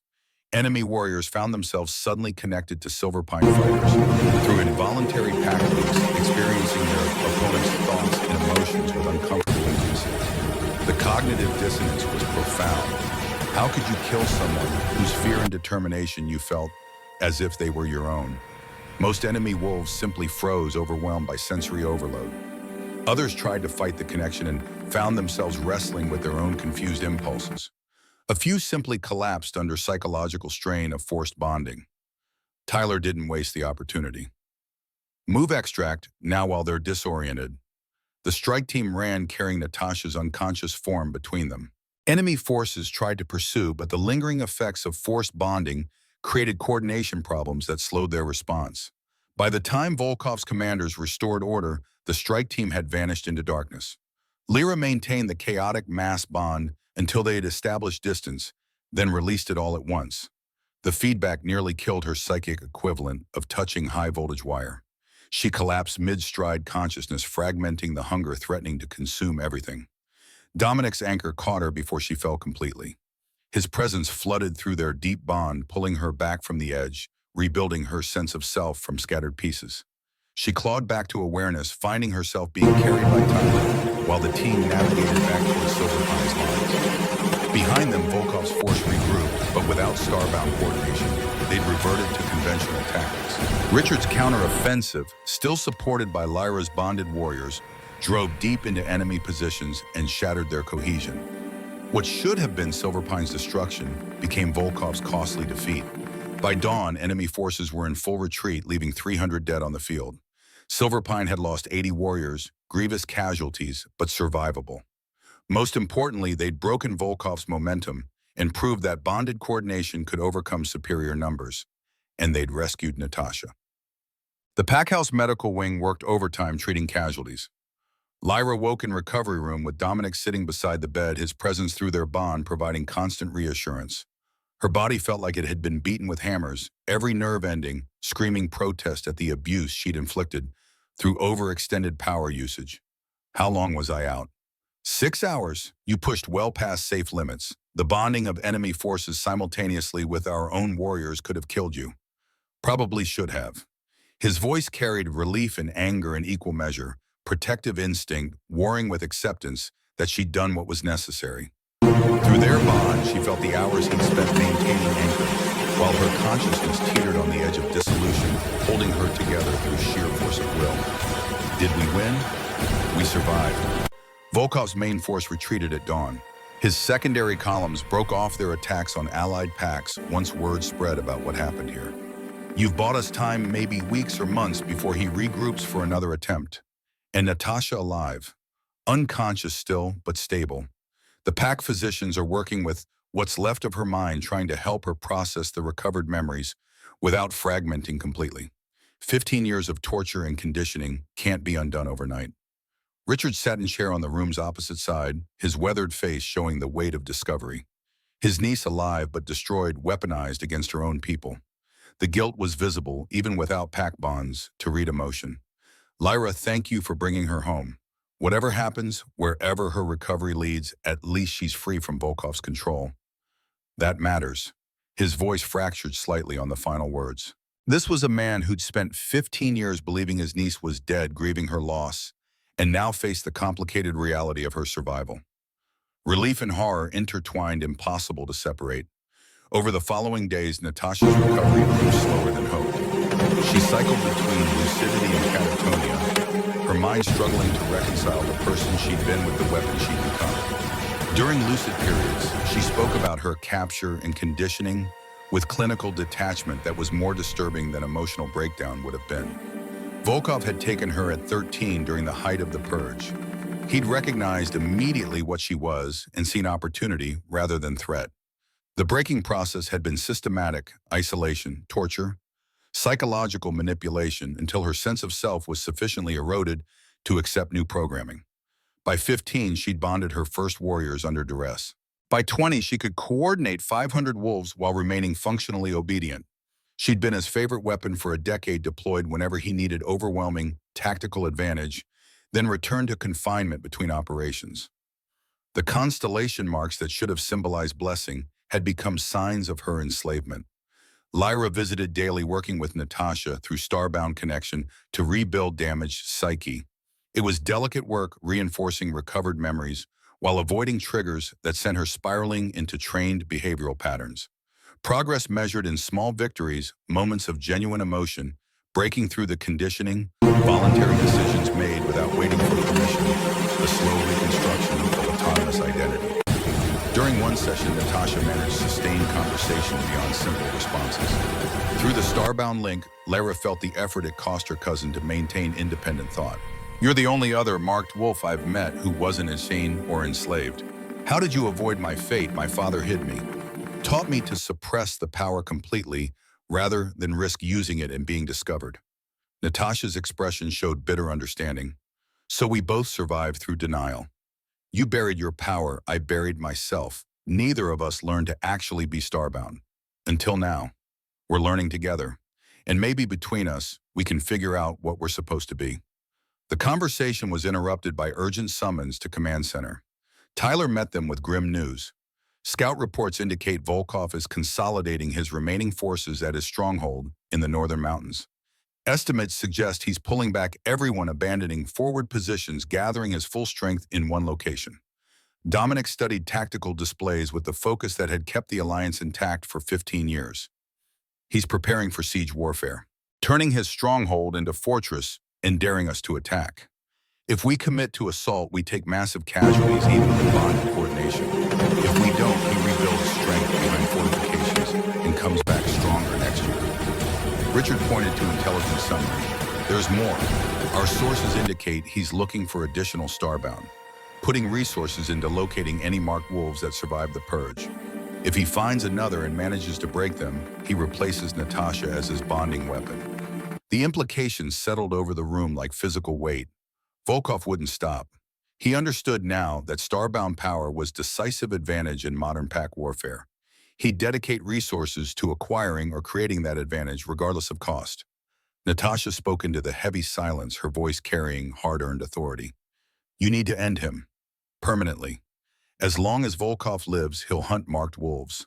He'll capture and break them the way he broke me. I can't be the only one. There are probably others hidden across the territory living in fear.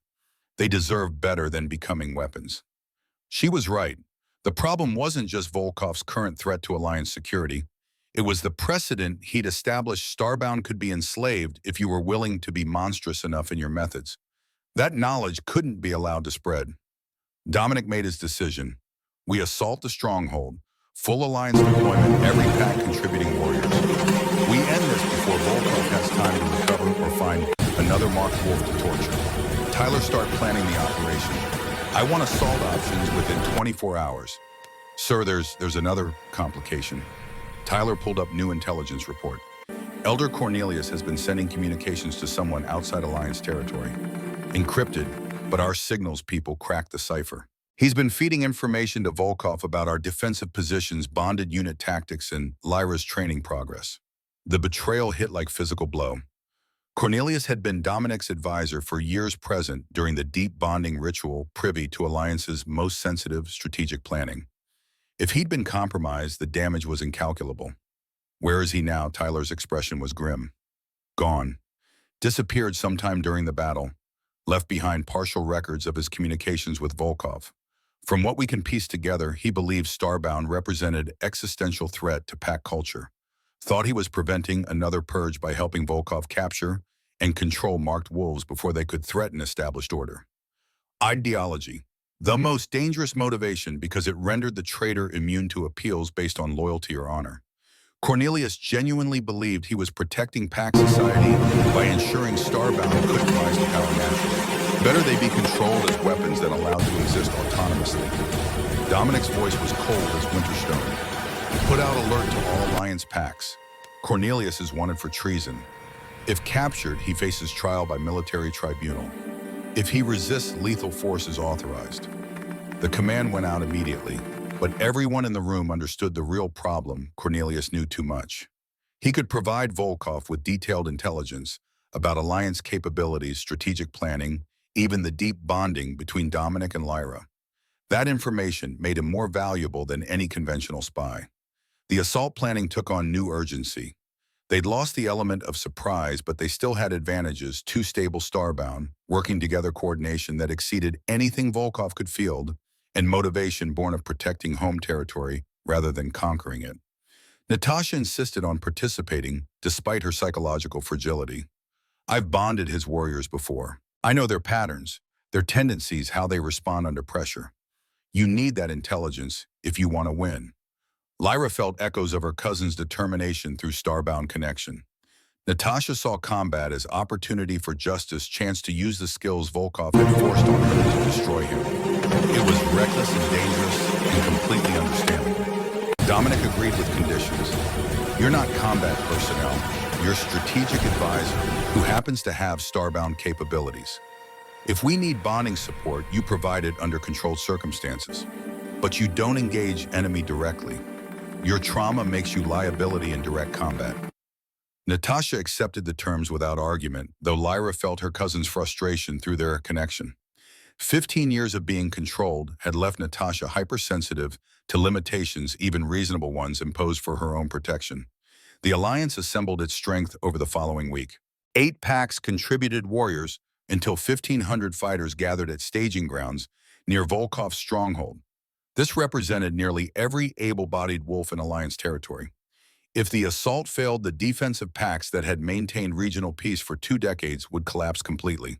Final briefing took place the night before assault. Dominic stood before assembled commanders, the weight of command visible in his bearing. Tomorrow we end a threat that's plagued this region for too long. General Volkov has operated outside Alliance law for years, raiding our packs, enslaving our people, perverting Starbound gifts into weapons. This stops now. He outlined assault plan with brutal clarity, three-pronged attack using bonded units to coordinate complex tactical maneuvers, artillery support to breach fortifications, elite strike team to penetrate stronghold and eliminate Volkov personally. High casualties were expected. Victory was anything but guaranteed. But we have something Volkov doesn't understand. We fight to protect our families and preserve our way of life. He fights to dominate and control. History shows that defenders with just cause eventually prevail against tyranny. Tomorrow we prove that principle holds true. The speech was vintage, Dominic honest about costs while emphasizing purpose, acknowledging fear while reinforcing determination. Warriors departed the briefing ready to fight because they believed in the cause and trusted the leader calling them to battle. Lyra found Dominic afterward alone on the observation deck overlooking the staging grounds. Through their deep bond, she felt the weight pressing down on him, responsibility for 1,500 lives, knowledge that many wouldn't survive tomorrow, awareness that everything the Alliance represented balanced on this single operation's outcome. We're going to win. Her voice carried conviction, born of their starbound connection. She could feel the tactical brilliance that had made him AlphaKing, the strategic thinking that had maintained peace for 15 years, the core integrity that made warriors willing to die under his command. Through their bond, Dominic drew strength from her certainty. We'd better. Because if we don't, Volkov remakes this entire region in his image. And that future is worse than any death we might face tomorrow. They stood together in silence, two people bound by mate connection and deeper obligation to protect something larger than themselves. Tomorrow would be brutal, but tonight they had each other and the fragile hope that maybe possibly justice could prevail against superior numbers. Dawn came cold and clear, perfect weather for warfare. Volkov's stronghold occupied a natural fortress carved from granite mountain faces, accessible only through narrow passes that negated numerical advantages. Ancient walls reinforced with modern materials created layered defenses designed to bleed attackers dry before they ever reached the inner compound.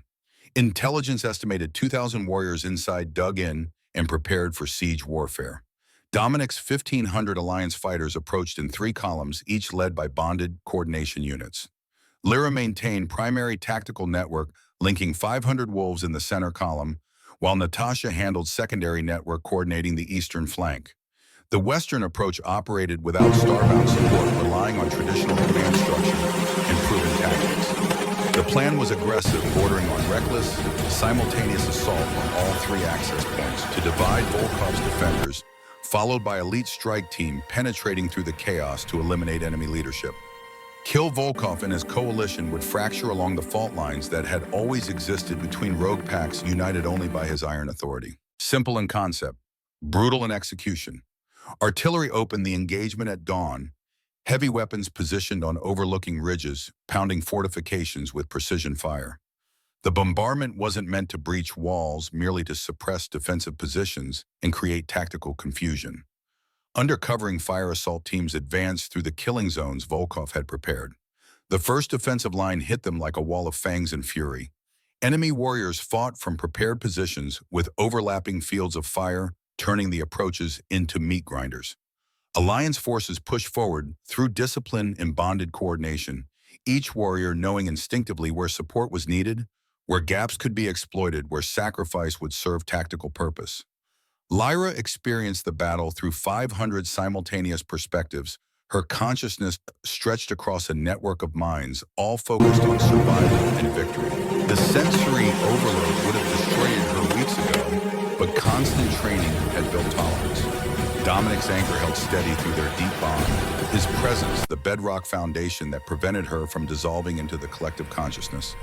Through her bonded network, she felt the first casualties, young warriors cut down by enemy fire. Their deaths registering as personal losses amplified across hundreds of connected minds. The grief was overwhelming, threatening to paralyze the entire bonded unit. But Lyra had learned harsh lessons during previous battles. She compartmentalized the emotional trauma, acknowledging death while pushing awareness of it to the edges of consciousness. Time for mourning would come after victory. Right now, her warriors needed tactical coordination, not shared grief. The center column breached the first defensive line after 90 minutes of sustained combat.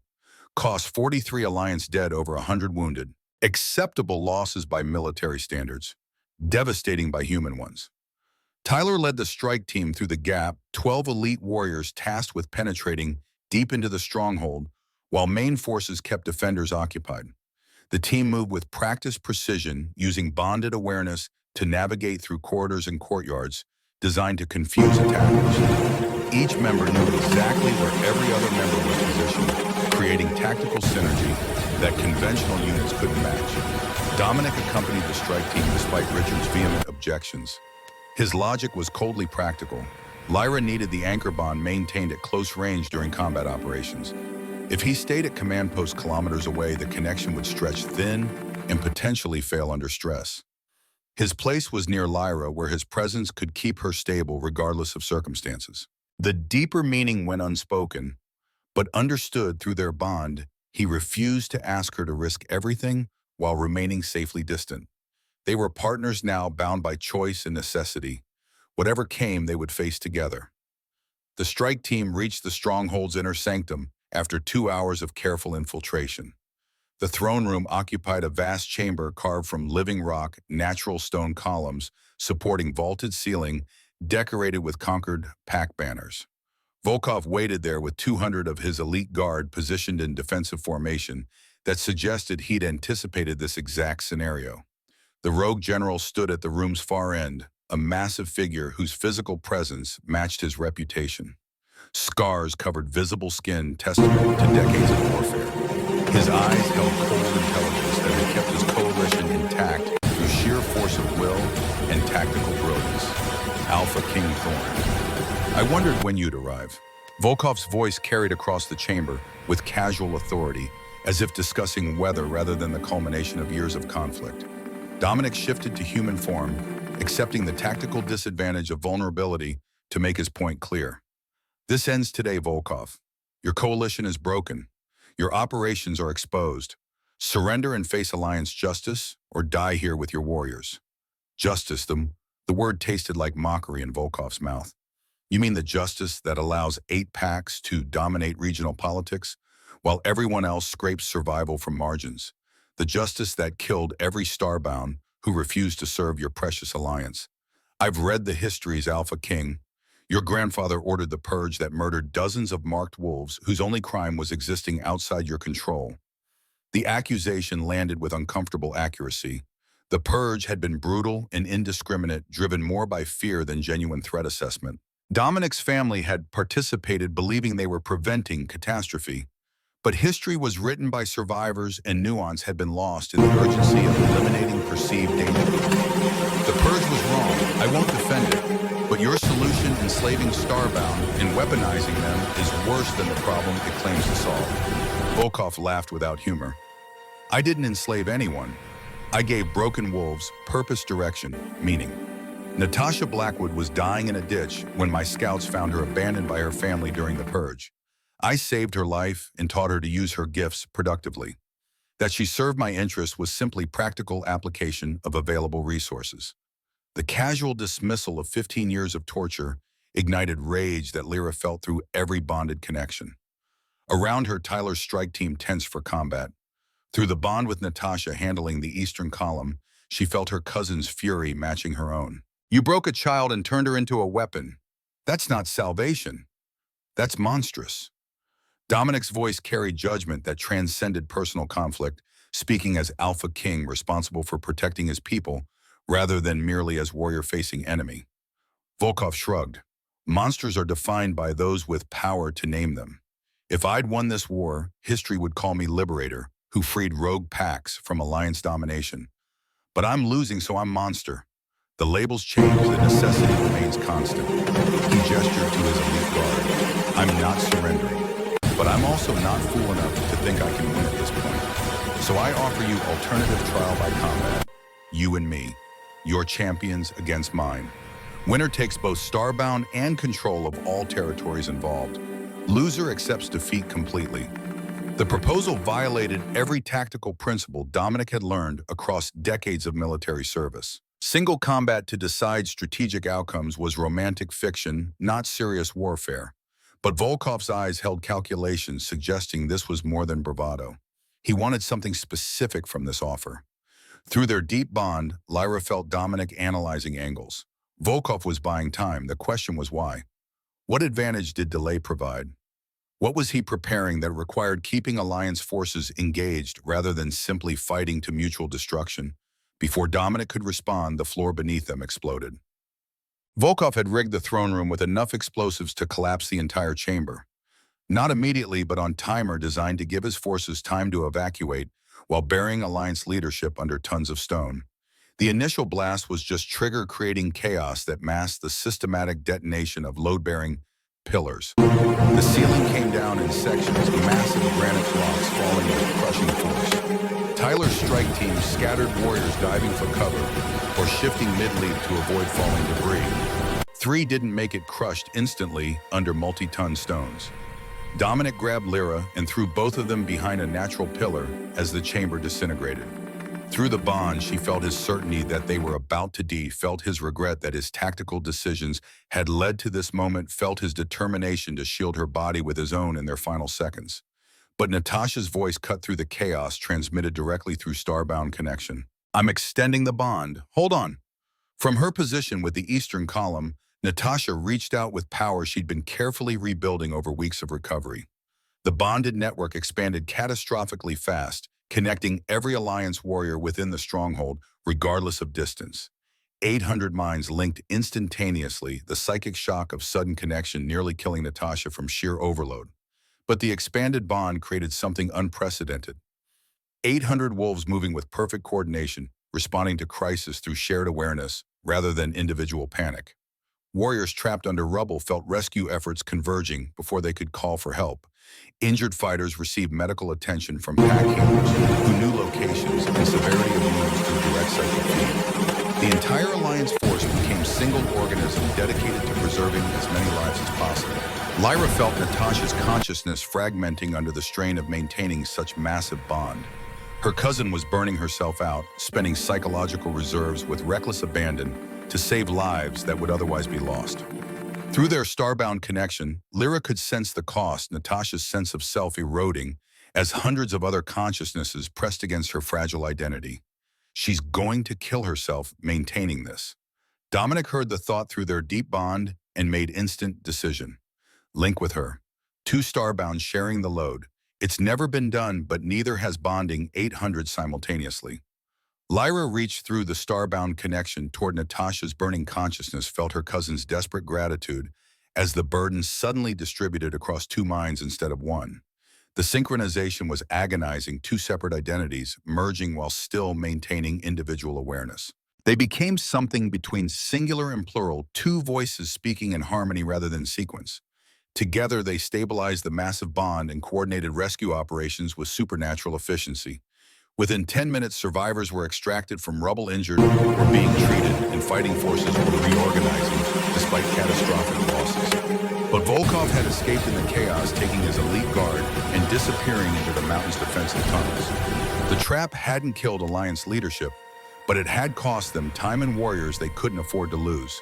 63 dead in the collapse, over 100 injured, seriously enough to require evacuation. Tyler regrouped the strike team down to 8 effective members from the original 12. His face was grim but determined as he assessed tactical situation through rubble-choked throne room. "Sir, we can't let Volkov escape. If he gets away, he rebuilds, and we fight this war again next year." Agreed. But the tunnel system is maze designed specifically to confuse pursuers. We need guide who knows the layout. Lyra and Natasha spoke simultaneously, their merged consciousness producing eerie harmony. "We know the layout. Natasha was held here for years. Her memories are our memories now. We can track him." The synchronization between starbound cousins was deepening with each passing moment, breaking down barriers between individual identities. Dominic felt it through the bond. Lyra and Natasha were merging, not through force, but through choice, 2 damaged souls finding completeness in union. What should have been horrifying, instead, felt right natural the way starbound power was meant to function. But it was irreversible. Once the merge completed, Lyra and Natasha would never be fully separate again. You understand what you're doing. Once you fully merge, you can't go back. You'll be 1 consciousness in 2 bodies. We know, and we choose this. 2 perspectives are better than 1. 2 sets of memories, 2 skill sets, 2 lifetimes of experience. This is what Starbound power was always meant to be: connection that enhances rather than dominates. Their voices had started overlapping, completely speaking as single entity. Through the bond, Dominic felt the truth. They weren't losing themselves in merger, they were becoming something more than either had been alone. Stronger, more stable, anchored to each other in ways that external anchors couldn't match. He nodded acceptance. Lead the way. We end this now. The tunnel system stretched for kilometers through the mountain defensive passages carved over decades by wolves who understood asymmetric warfare. Volkov had fled with 30 warriors moving fast, but leaving trail that Lyra Natasha's enhanced senses tracked effortlessly. The merged starbound consciousness navigated by combining Natasha's memories of captivity with Lyra's tactical training, creating navigational certainty that bordered on precognitive. They found Volkov in a natural cavern, 3 kilometers into the mountain, a dead-end chamber where he'd turned to make final stand. His 30 warriors formed defensive perimeter, while the general himself stood calmly at center, as if defeat was exactly what he'd expected and planned for. AlphaKing, you're persistent, I'll grant you that. Volkov's voice held none of the earlier mockery, just tired acknowledgement of superior strategy. His coalition had fractured after news of the throne room collapse spread. Rogue packs were already negotiating separate surrenders with Alliance representatives, abandoning their general rather than dying for lost cause. It's over. Order your warriors to stand down. Dominic approached carefully, flanked by Tyler and the remaining strike team. Through the bond, Lyra Natasha maintained tactical awareness while also monitoring Volkov's remaining fighters for signs of desperate final assault. The general studied them with professional interest. The merged starbound. I'd heard rumors that 2 marked wolves working together could achieve synthesis, but I never believed it possible. They always went mad, first competing for dominance until one destroyed the other. How did you manage stability? By choosing partnership over power. We're not trying to dominate each other, we're completing each other. Lyra Natasha spoke with certainty, one of direct experience. The merger had eliminated the isolation. Both had suffered the fundamental loneliness of being unique. Together, they were whole in ways neither had been separately. Volkov nodded slowly. I almost admire that. I spent my life trying to control starbound power, never considering that control might be the problem. Perhaps if I'd approached it differently, if I'd tried building partnership instead of enforcing obedience, Natasha might have served willingly. She would never have served you willingly. You tortured her. The merged consciousness delivered judgment without anger, just statement of fact. Through Natasha's recovered memories, they knew exactly what Volkov had done, the systematic breaking of a child's will over years of calculated cruelty. I did what I believed was necessary, just as you're about to do what you believe necessary. Volkov gestured to his warriors and they stepped aside in coordinated movement. The general stood alone now, no shields between himself and Alliance justice. I won't surrender to trial, won't give you the satisfaction of formal execution. But I'll offer you something better, truth. There's conspiracy deeper than my coalition forces working across regional territories to eliminate or control all starbound. I was part of it once before I decided enslaving them was more practical than killing them. If you want to protect your marked wolves, you need to understand what you're facing. Dominic's tactical mind identified the manipulation immediately final play, from defeated enemy trying to sow doubt and discord. But the deep bond with Lyra and Natasha transmitted different assessment, partial truth wrapped in deception information, valuable enough to investigate, even from compromised source. Who's behind this conspiracy? Old families who survived the first starbound era. They remember when marked wolves ruled absolutely, when pack alphas were merely enforcers for starbound will. They'll do anything to prevent that history from repeating. Your alliance is built on those families' foundations, AlphaKing. Dig deep enough, and you'll find their influence everywhere. He pulled knife from his belt in smooth motion, not threatening, but purposeful. You wanted to end this war. Consider it ended. But remember, I wasn't the real enemy, just the visible one. Before anyone could react, Volkov drove the blade into his own throat. The wound was precise, severed arteries, dropping him instantly. His warrior stood frozen, their leader dead by his own hand, rather than enemy action. Tyler moved to secure the body, while the remaining strike team disarmed Volkov's guard. The enemy warriors surrendered without resistance, their cause dying with their general. Through the bond, Lyra and Natasha felt their relief mixed with grief, warriors who followed strong leader into disaster, now facing consequences of loyalty to wrong cause. The return journey through the tunnels was somber. Victory had been achieved, but at brutal cost. Final casualty count would take days to compile, but preliminary estimates suggested over 200 Alliance dead, 300 wounded seriously enough to require extended medical care. Entire families had been shattered. Villages would be missing fathers, sons, brothers, who'd answered the call to defend their territory. War's cost wasn't measured merely in tactical objectives achieved or strategic advantages gained.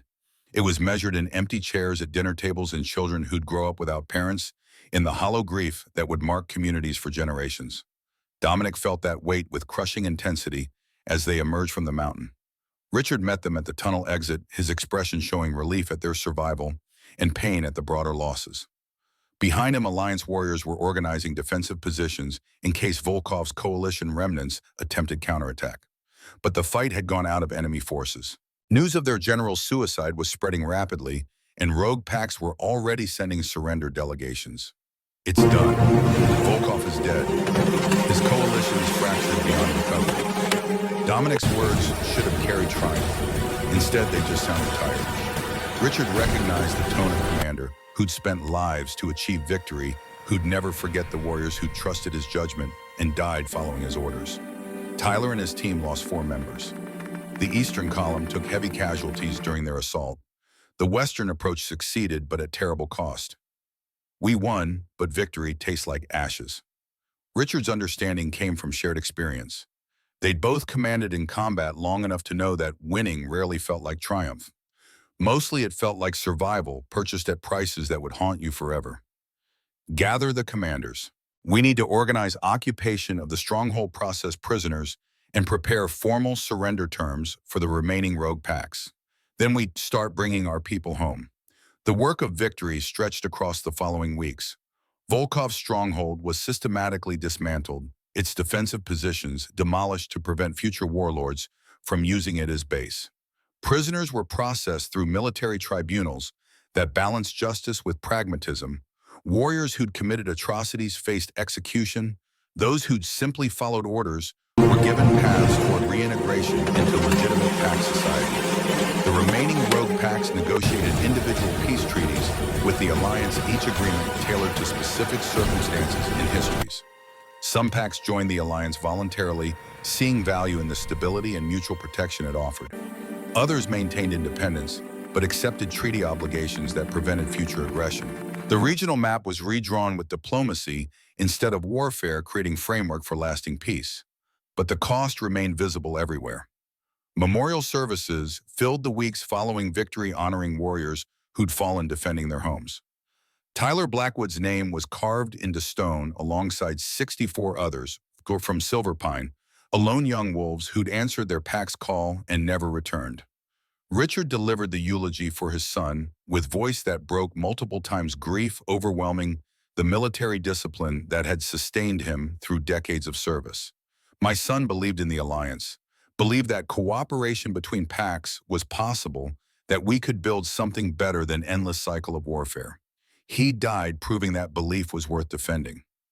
That's not meaningless. That's not wasteful. That's exactly what warriors do, sacrifice so others don't have to. Lyra and Natasha attended every memorial service, their merged consciousness carrying guilt for each life spent protecting them. The starbound power they represented had been decisive advantage that turned numerical deficit into tactical superiority. But that advantage had cost lives of wolves who trusted them to use the power responsibly. The burden was crushing, yet somehow manageable.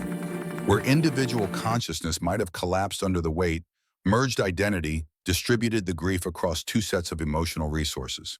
They mourned together, but also supported each other, 2 perspectives, providing balance that prevented either from drowning in survivor's guilt.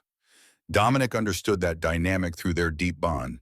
He'd carried similar burdens for 15 years, the accumulated weight of command decisions that meant life or death for those under his authority. Having Lyra and Natasha bonded to him created framework for sharing that weight, distributing it across 3 connected consciousnesses instead of one bearing everything alone. It didn't eliminate the pain, but it made the pain survivable.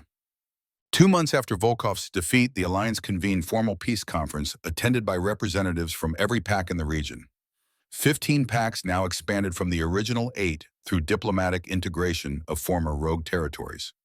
The gathering took place in neutral territory, a massive lodge constructed specifically for occasions when the entire regional leadership needed to assemble. Dominic stood before the assembly as AlphaKing, but his authority had evolved. No longer merely military commander who'd held coalition together through crisis, he now represented symbol of what cooperation could achieve.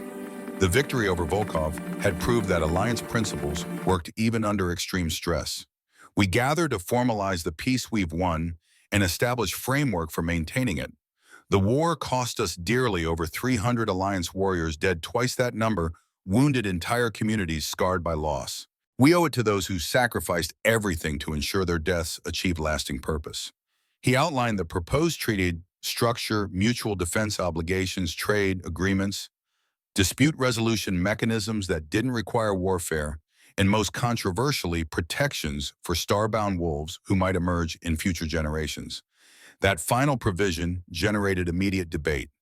Elder Morrison from the Western Territories stood to voice concerns. AlphaKing, we respect what the starbound accomplished during the war. Their coordination saved countless lives. But codifying protections for marked wolves into treaty law reverses policies established after the purge. Many of us remember why those policies were necessary. We remember the madness, the forced bonding, the starbound who went from blessing to curse. Dominic acknowledged the concern without dismissing it. I remember too. I watched my father execute my grandmother when the corruption took her. I understand the fear. But we've also learned that starbound power doesn't inevitably lead to madness. Proper anchoring, voluntary bonding, and mutual support between marked wolves can create stability. He gestured to Lyra Natasha, who stood at the assembly's edge. Their merged presence had become familiar sight over the past weeks, though still unnerving to wolves unfamiliar with starbound capabilities. They've maintained perfect control for months, coordinating complex operations without showing signs of corruption. They've proved that marked wolves can be valuable members of pack society rather than threats requiring elimination. But can we guarantee future starbound will have similar support systems? Can we ensure they'll choose voluntary bonding over forced control? Morrison's questions hit the core anxiety, fear of the unknown, fear of power that couldn't be controlled through traditional pack hierarchy. Lyra Natasha stepped forward, their merged consciousness speaking with eerie harmony. We can't guarantee anything, but we can create structures that make corruption less likely. We're proposing establishment of training academy for young starbound place, where marked wolves can learn to manage their power safely, where they can find support and community, instead of isolation and fear. The proposal had been developed over weeks of planning with Dominic and Richard.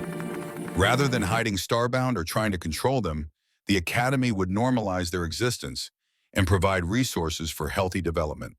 It represented radical shift from Purge-era policies, betting that education and support prevented corruption better than fear and suppression. The debate stretched across 3 days, but eventually consensus emerged. The treaty was ratified with strong majority, establishing new framework that included explicit protections for starbound, while also creating oversight mechanisms to prevent abuse of power. It wasn't perfect, but it was significant improvement over previous policies that had treated marked wolves as automatic threats. During celebration following treaty ratification, Richard found Dominic alone on the observation deck overlooking the valley. The older man's grief remained visible, despite months of processing Tyler's absence, a wound that would never fully heal. Your father would be proud of what you've built here. Alliance that actually serves its member packs rather than dominating them. Framework for peace that acknowledges reality instead of wishful thinking. And protection for wolves who'd otherwise be hunted just for existing. Dominic accepted the praise with quiet gratitude. We built it together. The Alliance was never one person's vision. It's collective achievement of everyone who believed cooperation was possible. Richard nodded but pressed his point. You made it real. Your leadership, your willingness to risk everything on unconventional strategies, your decision to trust, starbound when everyone else wanted them eliminated. Tyler died believing the Alliance was worth defending. You've proved him right. The words settled into the space between them. Acknowledgement of sacrifice, invalidation of purpose. Tyler's death hadn't been meaningless. It had been part of larger transformation that was reshaping regional politics in ways that would echo for generations. In quieter corner of the celebration, Elder Cornelius appeared under guard escort. The traitor had been captured 2 weeks prior, attempting to cross into distant territory. His trial was scheduled for the following month, but he'd requested private audience with Dominic before facing formal judgment.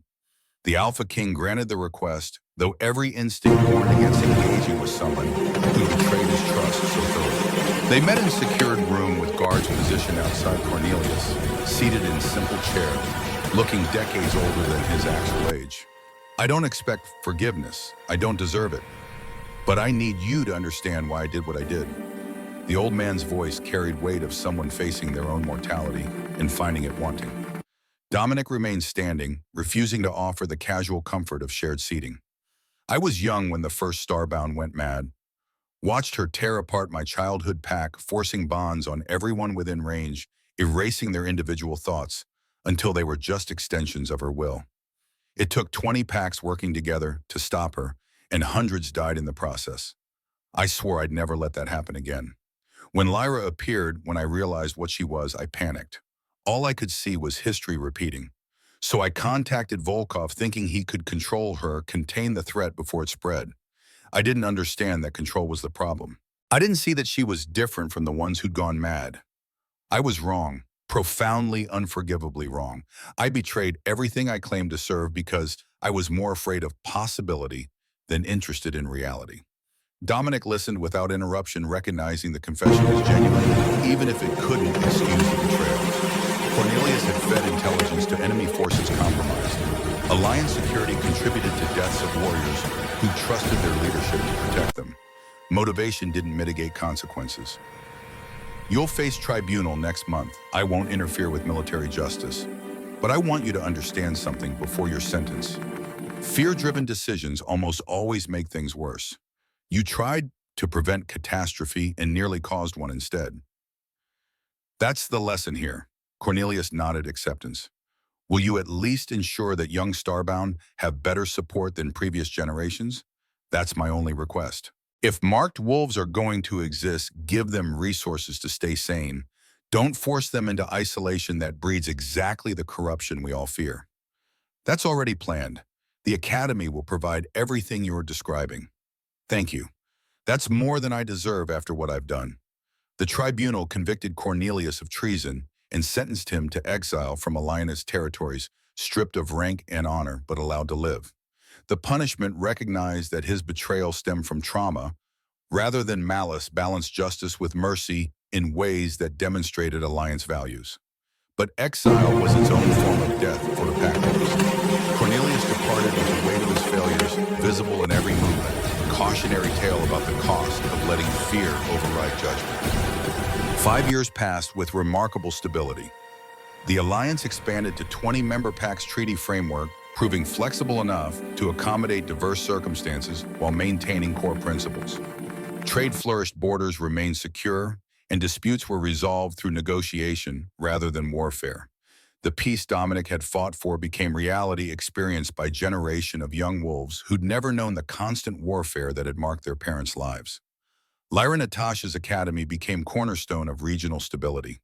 Located in neutral territory, easily accessible to all member packs, it served dual-purpose training ground for young Starbound and research center studying marked wolf capabilities. 7 young Starbound had been identified across the region over 5 years, each brought to the academy for education and support. The merged consciousness that was Lyra Natasha served as primary instructor, their combined experience and stable presentation proving that marked wolves could thrive given proper resources. They taught young Starbound to control their power, resist the hunger for expansion, maintain healthy boundaries between self and collective. More importantly, they taught that being marked was gift rather than curse, distinction rather than defect. The academy also trained conventional warriors in coordinated tactics designed for bonded units. The skills Lyra Natasha had developed during warfare were systematized into doctrine that could be taught to regular forces, creating tactical advantages without requiring Starbound presence. The result was a new generation of warriors who understood both individual combat and collective coordination, flexible enough to adapt to changing circumstances. Dominic stepped back from day-to-day alliance administration after the third year, transitioning from active leadership to advisory role. He'd spent 2 decades bearing command responsibility. His body and mind had earned rest, but he remained available for crisis situations and continued serving as anchor for Lyra and Natasha, the deep bond between them as vital as ever.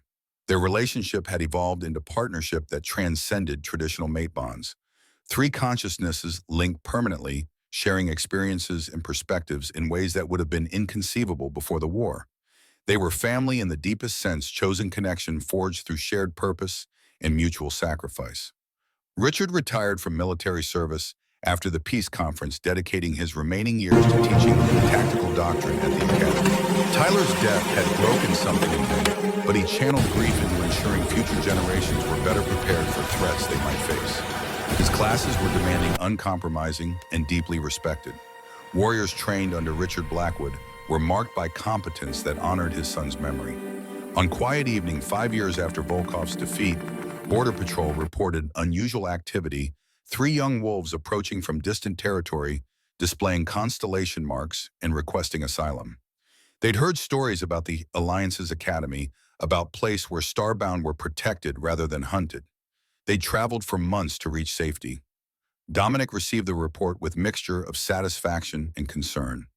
Satisfaction because the academy's reputation was spreading, offering hope to marked wolves who might otherwise face persecution.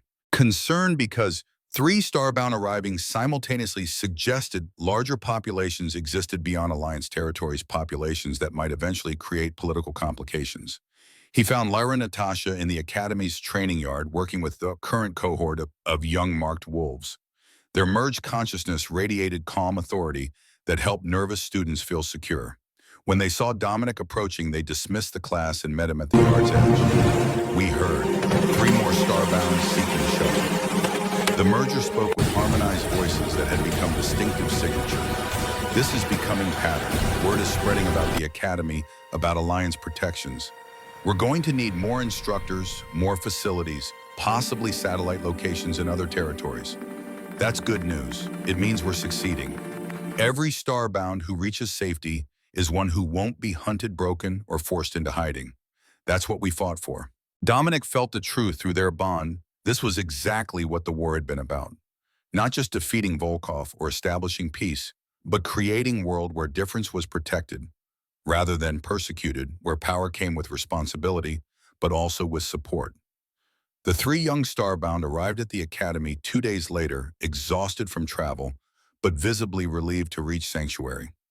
Lyra and Natasha greeted them personally, explaining the training program and living arrangements. The young wolves, 2 males and 1 female, all in their late teens, listened with desperate hope visible in every expression. "You're safe here. No one will hurt you for what you are. No one will try to use you as weapons. You'll learn to control your power and live full lives as part of pack communities that value your contributions." The merger's words carried conviction of one's lived experience. They understood exactly what these young wolves had endured: the isolation, the fear, the desperate need to hide fundamental truth of their existence. But they also knew that story could have different ending, one where being marked meant belonging rather than exile. Over the following months, the 3 new students integrated into academy life. They learned alongside the 4 starbound, already in residence, forming bonds with each other that created support network independent of instructors. This was the vision Lyra and Natasha had worked toward: community of marked wolves who anchored each other, who understood shared experiences in ways conventional wolves never could.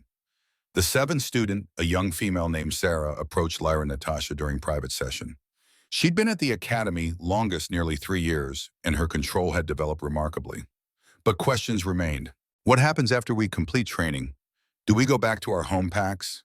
Do we stay here? What's our place in this new world you've built? The merger considered the question with full attention. That's up to you.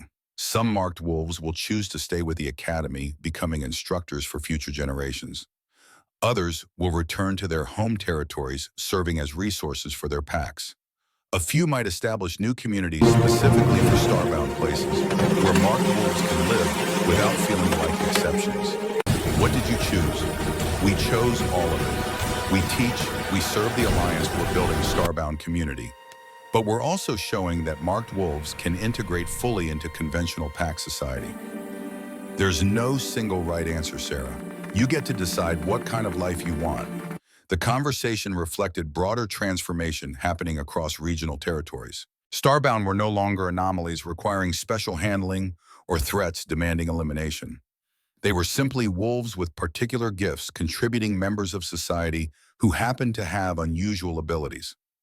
Normalization was happening slowly but inevitably, each successful starbound integration reinforcing the pattern. Dominic watched these developments with pride tempered by vigilance. Volkov's final words haunted him, still warnings about deeper conspiracies about old families working to eliminate or control starbound across wider territories. Intelligence operations had confirmed fragments of those claims. Organizations existed beyond Alliance borders that viewed marked wolves as existential threats requiring permanent solution. But those were problems for future generations to address. His generation had fought the immediate threat and established framework for protection. The young wolves training at the academy would inherit responsibility for defending what had been built and expanding it further. On the 5th anniversary of victory over Volkov's coalition, memorial service honored all warriors who'd fallen during the conflict. Dominic stood before the assembled crowd, speaking words he'd prepared carefully over weeks of contemplation. 5 years ago, 300 Alliance warriors gave their lives defending our homes and our principles. They died believing that cooperation was possible, that we could build something better than endless warfare, that different didn't mean dangerous. Today we stand in the world they died creating. It's not perfect, it's messy and complicated and requires constant work. But it's better. They made it better. Tyler Blackwood was among the fallen. Richard's son, promising young officer who led from the front and never asked anyone to take risks he wouldn't take himself. He died holding tunnel so others could escape. That's who he was, someone who understood that leadership meant sacrifice. We honor him and all the others by living the principles they defended, by choosing cooperation over conflict, by protecting those who'd otherwise be persecuted, by building communities that value contribution over conformity. They didn't die for glory. They died for this imperfect peace that gives young wolves a chance to grow up safe. That's what makes their sacrifice meaningful. Richard stood in the front row, weathered face showing grief that time hadn't erased, but also pride. His son's death had mattered. The world really was better because Tyler and others like him had been willing to pay ultimate price. After the ceremony, 3 young starbound approached the memorial wall. They'd never met Tyler or any of the other warriors honored there, but they understood deeply the debt they owed. Without those sacrifices, they would still be hiding, still living in fear, still believing their marks were curses rather than gifts. Sarah spoke for the group. We'll make it worth it. Everything they fought for, everything they died protecting. We'll prove that starbound can contribute rather than destroy. That's our promise. Lyra Natasha watched the young wolves with satisfaction that transcended simple pride. They were witnessing the beginning of something unprecedented, generation of marked wolves growing up with support and community rather than isolation and fear. Whatever challenges lay ahead, these young starbound would face them together, anchored by bonds forged through shared identity and common purpose. Dominic joined them at the memorial, his presence through the deep bond providing constant reassurance. Together, they represented a transformation that had reshaped regional politics. AlphaKing merged starbound consciousness and young marked wolves learning to control their gifts. 3 generations connected by shared commitment to protecting something larger than themselves. As sunset painted the mountains gold and orange, Dominic spoke quietly. We changed the world. Not completely, not perfectly, but enough that young wolves like Sarah have chances we never had. That's legacy worth the cost.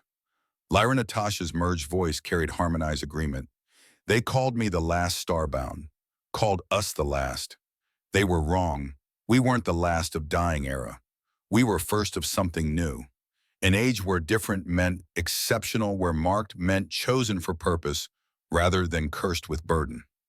The words settled into truth that felt solid, permanent, something that would outlast any of them individually. The Academy would continue training marked wolves. The Alliance would continue protecting its members, New generations would inherit the peace that had been won through sacrifice and build upon it. Above them, stars emerged in darkening sky constellation patterns that matched the marks on starbound pelts. Natural order reasserting itself after years of fear and suppression.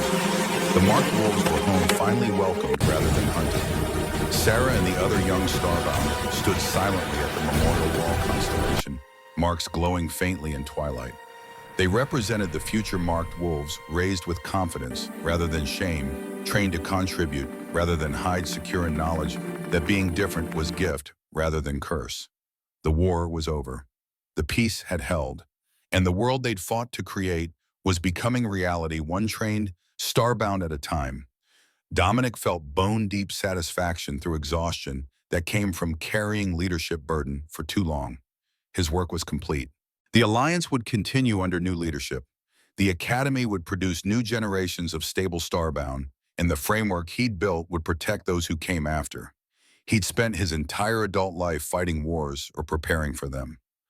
Now finally he could rest. The young wolves would carry forward from here, building on foundations that had cost so much to establish. Through the deep bond, Lyra and Natasha transmitted understanding and shared relief. They'd survived what should have killed them, transformed what should have destroyed them, created what should have been impossible. Two broken wolves merged into one consciousness, anchored by AlphaKing, who'd learned that control wasn't the answer to starbound power. Partnership was. Trust was. Building together rather than fighting alone. The sun set behind the mountain's darkness, claiming the valley. But lights began appearing in academy windows, young starbound returning from training sessions to evening routines. Tomorrow they'd train again, learning control and discipline and community. They'd never hide what they were. They'd never apologize for being marked. They'd simply live fully and completely blessed by Moon Goddess rather than cursed by her. That was the victory. That was what 300 warriors had died protecting. That was the legacy that would outlast everyone standing at the memorial. Different wasn't defective anymore. It was just different, and different was exactly what the world needed.